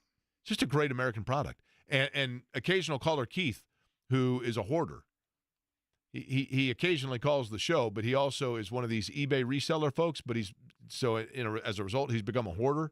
And occasional caller Keith, at some point along the line, and I shouldn't make fun of him for being a hoarder because he at least unloaded this on me. He got me one of those cans, a little device that you put the shaving cream in and it warms it up, like they have at the barbershop. Interesting. It's the best, just the best. And you put that Barbasol on it, great American product. Now, I wish we still had the Burma shave because then you could get the billboards that even predates me. But, back in the day, Eddie, when Americans were driving everywhere, okay, before flying everywhere and everything else, and back in the U.S. 40 days and all that, There's and, a voice and you're Route forgetting. 66, back in my day, they had the billboards for Burma shave. And each several miles, there would be one word, and you have to write them down until you had all, you went 50 miles and you got the answers. For example, one of the Burma shave phrases, okay? Peaches look great with lots of fuzz, but man's no peach and never was. Burma. Doesn't that just hit you? Strong. How about this? In this time of toil and sin, a man's hair grows bald, but not his a man's head grows bald, but not his chin.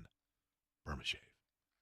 Solid. That's what we need more of in this. But you kind of, Jingles like jingles, that? yes. You get that feeling with the bar. Here's a jingle for you. Barbasol, just a great American product. Barbasol, sponsor of the Horizon League tournament each and every year in Indianapolis, and also a great American product.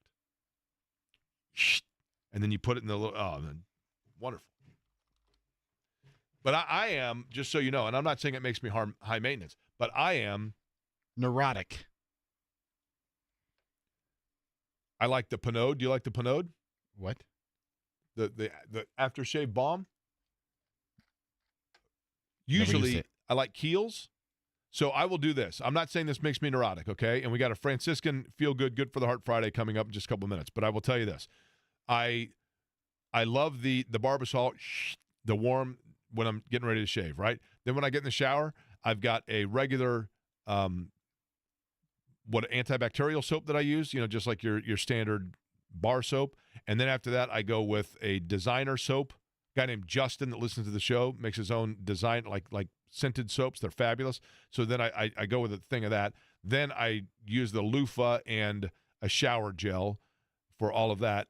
And then afterwards, I'll put on a little Pinode with the aftershave, but I also prefer the Jack Blacks or Kiehl's in terms of the face lotion and the eye lotion. They make a great lip balm, too. 3 products in the hair, slight spray of the cologne, Bond number 9 being my favorite. Occasionally but I have 22 different now. I've downsized, 22 colognes. Pick out the watch for the day. What's the watch of the day today? I haven't seen. It's my daily watch. It's actually made by Omega. Oh, nice. So it's an Omega Seamaster. The Speedmaster was the watch that was made for the 69 moon landing. This is the aquatic version of it called the Seamaster. So the Omega Seamaster, the watch of the day. Other than that, very low maintenance. Jeans, T-shirt guy through and through, right? And I like me some Pumas. All right, it is time for the Franciscan Feel Good for the Heart Friday. It involves a local player, a cause for the month, and a feel-good story for certain, and a lesson for all of us when it comes to heart scans. And I want to thank somebody who just sent me a message about an hour ago about it. We'll tell you about all of it next.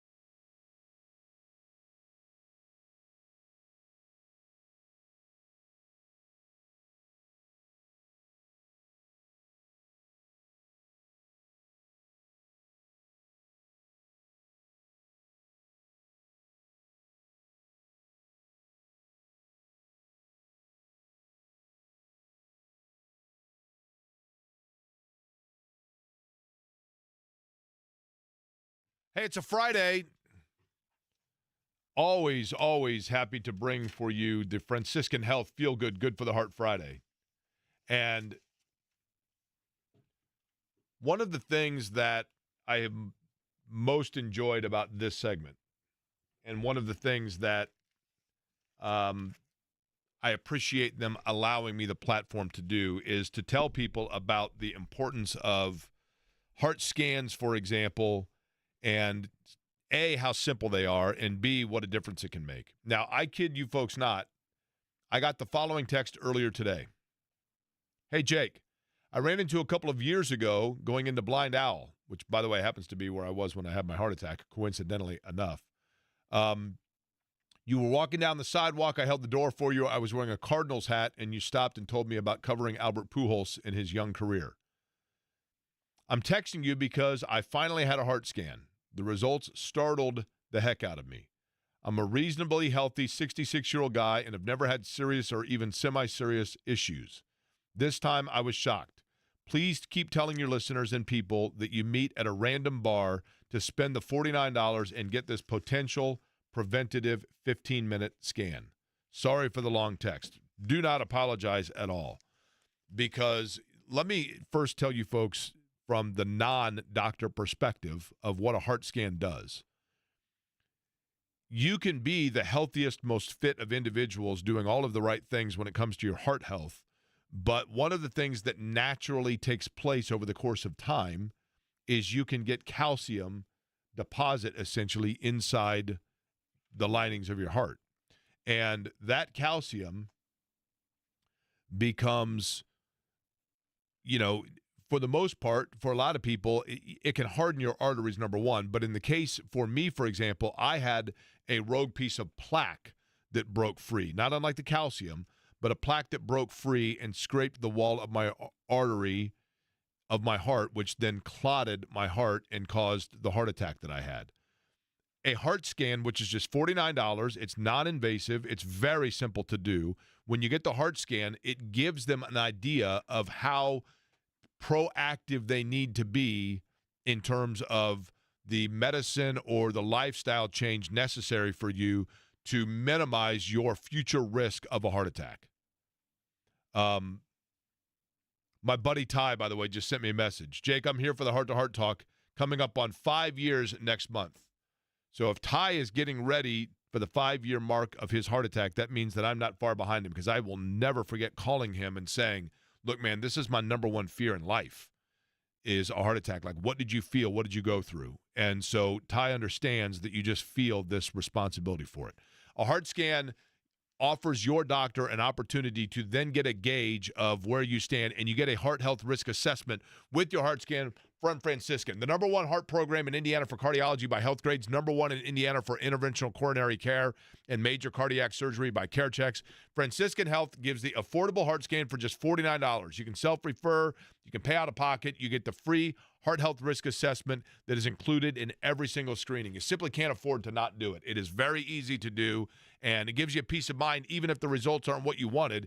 Gives you the peace of mind because you're getting out in front of things, and you're getting the medication and the steps to make sure that you're on your way to a healthy, heart-healthy lifestyle. So on Fridays, we bring you a story each week because there's so much negative stuff in sports, right? I mean, yeah, it's a great time right now. Final Four, we've talked about it. The Pacers in action tonight, trying to lock down that 4 seed in home court in the opening round of the NBA playoffs. There's a lot of good stuff going on.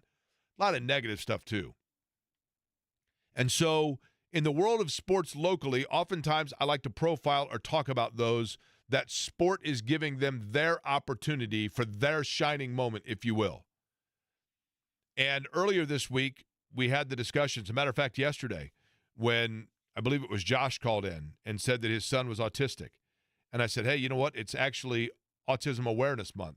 So can you enlighten folks on what life is like for you, or what maybe they might look for in one of their children's classmates or peers about autism and things to kind of better understand. And in that capacity of trying to illuminate that for people is Dan Orlovsky, who's a friend of this radio station, obviously. Dan Orlovsky, the former Colt that now does great work at ESPN. You've heard him appear on the different shows on this station over the course of years and does an excellent job as an analyst. But Dan Orlovsky, as a father, is the father of an autistic child. Madden is his name, right? Correct. And he is what, like 11, 12 years old, Eddie? 13 years old, yes. 13 years old. And one of the things that I think is, and I have not, I have family members that are on the spectrum of autism, but I obviously have not had children myself. But one of the real beauties of autism is, yes, it makes things very, at times, challenging for certainly the young person, but the parents, the family, whatever else, depending on the levels of severity of the spectrum. But it also, when you think about a spectrum, you think about a kaleidoscope, you're looking through like a color or light spectrum. What happens when you look through that? All of a sudden, like one bright light pops out. One thing glistens. When you do a kaleidoscope, there's one color that sparkles more than the others. And one of the great things about people with autism is they have that sparkle. It's there. Maybe it comes in different ways or different avenues than we typically use to illustrate one's strength. But there is always that light that is beaming through in some way, and there's a skill set that can be had, sometimes simply to raise awareness or to shed light on the challenges that some young people go through. So Dan Orlovsky, I think, was aware of that. He brought his son onto the ESPN set and allowed him to basically do the graphics. Correct, Eddie? That's kind of what it was, Jake. He surprised his son, Madden, by bringing him into work one day. And what Dan had done over the last handful of, weeks leading up to this is he collected some of the pictures that Madden had drawn because he's big into art. He likes to draw, he likes to color, and he likes to express himself, whether that's with, fictional characters, whether that's with animated characters. And so Dan collected all of these things, and they were the graphics, I think, on Get Up yesterday with Mike Greenberg, or on Wednesday with Mike Greenberg, and then a part of the NFL Live show on Wednesday for ESPN. And we have some of the audio of this presentation of Dan Orlovsky for this Autism Awareness Month, facilitating for his son an opportunity to show his skill and for the rest of the world to see that the skill sometimes beams in a different light of the spectrum than the one you were originally looking towards. Give me a character from one of your favorite movies. Well, who is Andy's first toy? Andy's first toy is... Ooh. Us? Woody. I love it. You got a friend in me. That is not it. Can you sing too? Dan. You got a friend in me. Oh, got it. I'm the wrong. You can draw. Up ahead, and you're miles and miles from your nice warm bed. Yay! Just remember what your old pal said. Boy, you got a friend in me. Some other folks might feel a little bit smarter than I am. Bigger and strong, but maybe, but none of them. Well, I will love you the way I do. It's me and you. An emotional moment for Dan Orlovsky, and you can only imagine how many kids would be able to go on national television and probably freeze up. Remember Cindy Brady when she was on television? You look at the camera and you freeze, but not the case there. And a wonderful moment for Dan Orlovsky to bring on his son and show and showcase the skill set from his son. That, again, sometimes comes in a different area.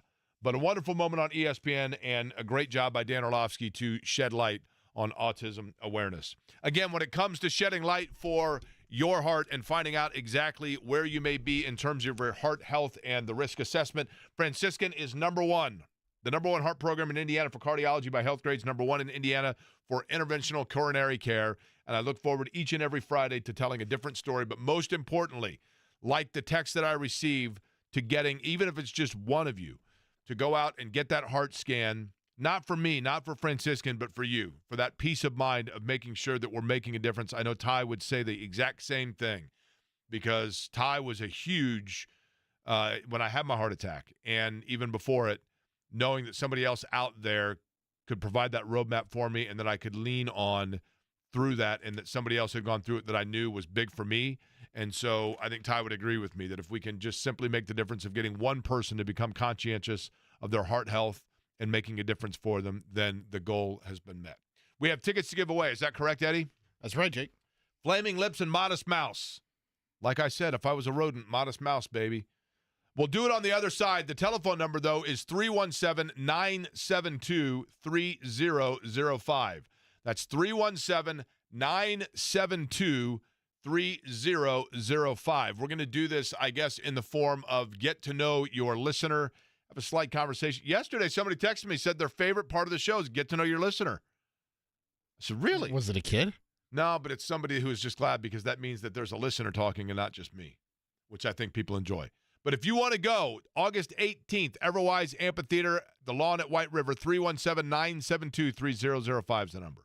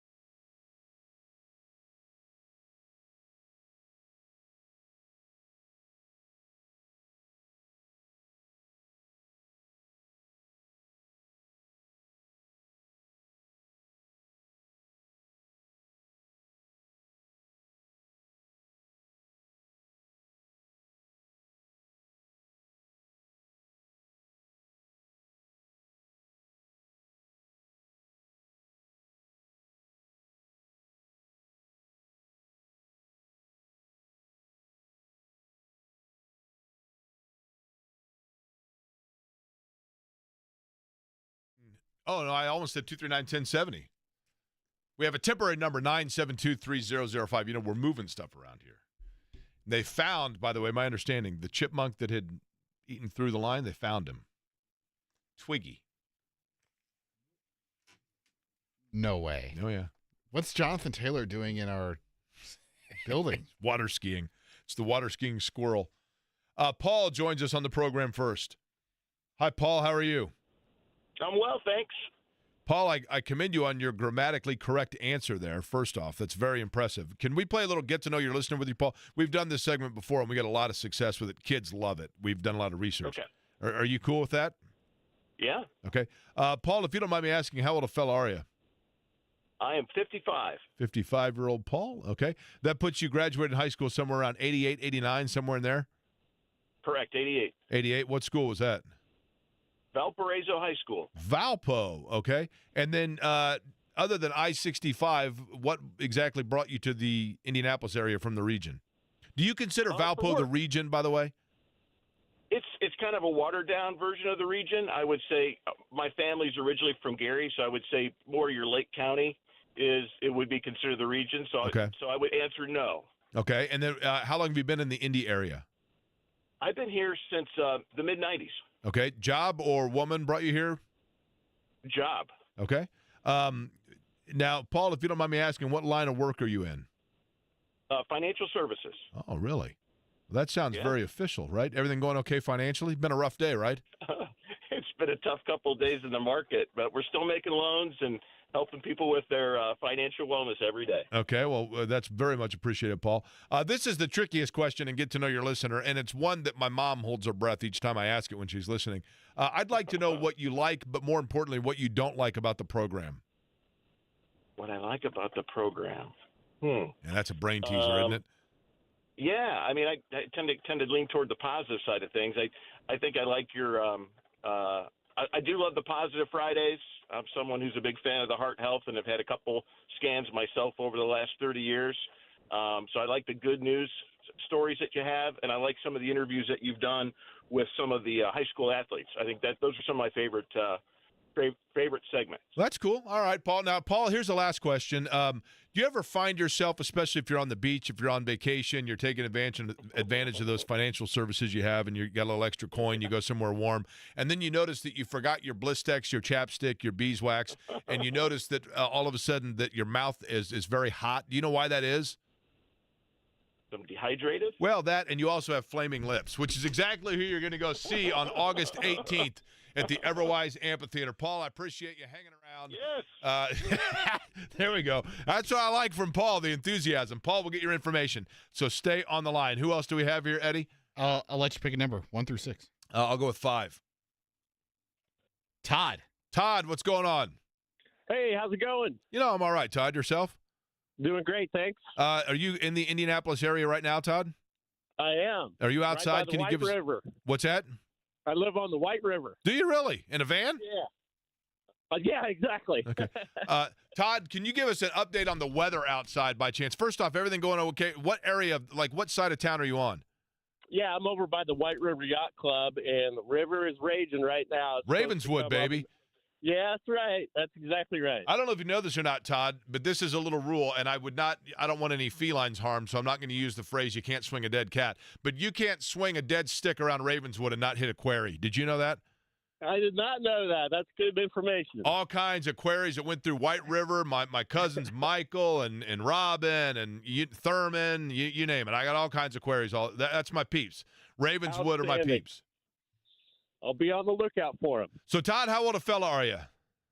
57. 57 years old. Okay. And did you say right now, because we are inside, weather looking okay right now, or is it rough outside? It's coming down. It's coming down now. Is it really? Okay. Well, be careful at the river, because that river, man, that thing. Now, you ever go over there to KSR and get yourself some wings?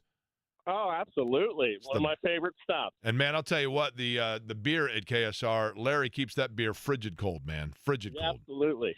There's a chance I might run into you at KSR sometime in the next week here or so, Todd, because I do enjoy I look forward to it. Going by there. All right, August 18th, you are on your way. Say hi to Paul while you're there, the guy from Valpo. He's the financial guy, all right? I sure will. I appreciate you guys. I appreciate it. Todd joining us on the program here, and that's how we do get to know your listener. It is true, man. Ravenswood, I mean, I grew up right on the other side of Allisonville from Ravenswood. But them's my peeps, for certain. Pacers in action tonight, taking on the Utah Jazz. Again, we probably will not know until right towards game time the status of Pascal Siakam, Benedict Mather, and Aaron Nesmith. Those are certainly the guys that we're watching to find out, who's going to be in and who's going to be out for that. By the way, I also didn't mention earlier in the program, maybe I should have, I didn't see anything that, totally jumped out at me as oh, wow, this is but some of this I don't get into, I don't get overexcited about it, I guess. But the Colts off-season schedule was announced yesterday. It is big in terms of obviously just watching through the OTAs and things like that. What exactly, what dates we're looking for to monitor the situation with Anthony Richardson and, with Daniel Jones, etc. They report for off-season activities coming up on April the 21st. April 21st, they report for off-season activities. Then OTAs, May 28th through, or on May 28th, May 30th, and then June 3rd through the 5th. They have a mandatory minicamp June 10th through the 12th.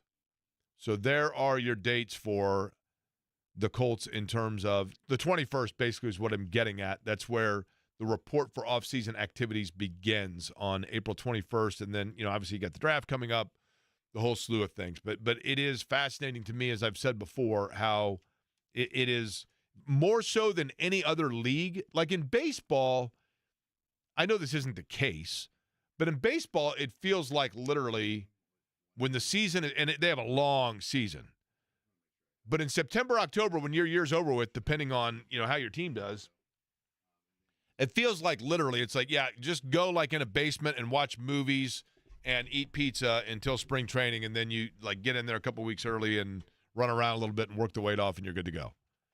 Football, it does feel like more than any other league, there is a consistent check-in, if you will, on players and what they're doing and what they're up to and everything else. John has walked in, better known as J&V, wearing his Rittenhouse Rye Whiskey T-shirt. You like that, do you? I guess. Did you have fun yesterday with us? It was great. I mentioned it earlier, man. It was, the fun part about it, Brent mentioned this too, but I was up there talking to Thomas, and then all of a sudden I turn around and Clayton's leading the bar and singing. That was That was yeah, tons of fun. Well, he's going to open up a couple of his own coming up here. He's got one. Hard Rock downtown. Yeah, I knew, and then Broad Ripple, right? Land Sharks up in Broad Ripple, I think, right there. Is it Land Sharks or Mine Shaft? One of them, whatever's right there. I think it's Mine Shaft. Yeah, I mean, they're right next to each other, yeah. So, he will kill it. He is an absolute breath of fresh air, man. He is fun as two Southern Indiana dudes yakking it up. Hey, in honor of Utah, we know they suck. This team sucks, right? Who's your favorite of all time Utah Jazz? If you want to take out Malone or Stockton. Mark Eaton. I love Mark Eaton, too. like the brawny man, right? Who is the third most talented Jazz player? I guess it would be Donovan. Was it Donovan Mitchell you think would be the third, or Gordon Hayward, the third most talented in their history? Maravich? Maravich with New Orleans? I would think Maravich, but, there have to be some guys that have come through. You know who was actually good? Hornacek was a good player. How about Andre Karolinko? Karolinko was really good. AK-47. Do you think that would fly today, that nickname? No, zero chance. Zero chance. Gordon Hayward? I mean, we said Hayward, yeah. Yep. I mean, hey, listen, I like George Hill when he was there, right? But, yes. Did you say Hornacek? Yeah. Yeah, he was a good player. Iowa State, right? Antoine Carr, Tyrone Corbin. Did Olden Polynice play for the Jazz at some point? I think he played there for a minute, too, right? In the 90s. Which one was I always get this confused. Was it Olden Polynice that made the cameo in Singles? Yep. Is that right? I think so, yeah. I think that's right. Yeah. I have a pair. Would you want to live in Utah? I'd live in Salt Lake City, wouldn't you?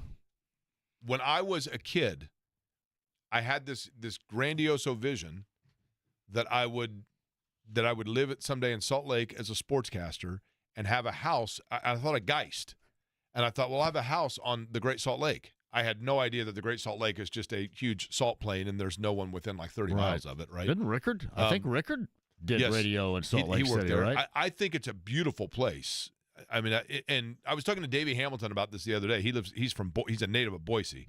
He's spent time in Salt Lake, and I mean, he was saying that it is a cool city. Yeah. But it is a city that is still, in terms of like nightlife and stuff like that, just now starting to get that. Would you have like really 5 cool. wives if you lived there? That's what I mean. Like, I think there's still the element of the Mormon influence that is there very strongly. And it's not right? like we're thinking, hey, we have 5 wives, and it's like, your Tommy Lee in the 1990s with Heather Locklear and Pam Anderson. It's not really like that. It's like the Ingalls Wilder girls. It's like, right? yeah, exactly. It's like you got like 5 chicks from Walton's Mountain. I've heard it's beautiful. I've only been to southern Utah, not been to northern Utah. See, it's the same thing. It's like going to a nude beach. You go, hey, the nude beach, let's go. And then you get there and go, hey, can all you dumbasses put your clothes back on question. because this is awful. No question. And really, the only Tom people. Bosley's the only guy on the beach, right? I kid you not. I kid you not. I had a buddy that worked for the summer at a place at a resort Yeah. 10 years ago. Well, more than that, like 20 years ago. And they had a nudist, like some nudist group, rented out this resort, and Wilford Brimley was in it. Can you imagine? The late Wilford Brimley. And my buddy said he made him like an omelet in the morning, and Wilford Brimley said, I assume you're not going to tell anybody else I was here. And he's like, yeah, not. A little tool shed. And it probably wasn't cocoon-like either, was it, right there? That's right. All right, guys. All right, John's up next. He will be with you until 6. We'll be back with you at noon on Monday. Have a wonderful weekend. Enjoy the Final Four. Thanks for listening to Query & Company.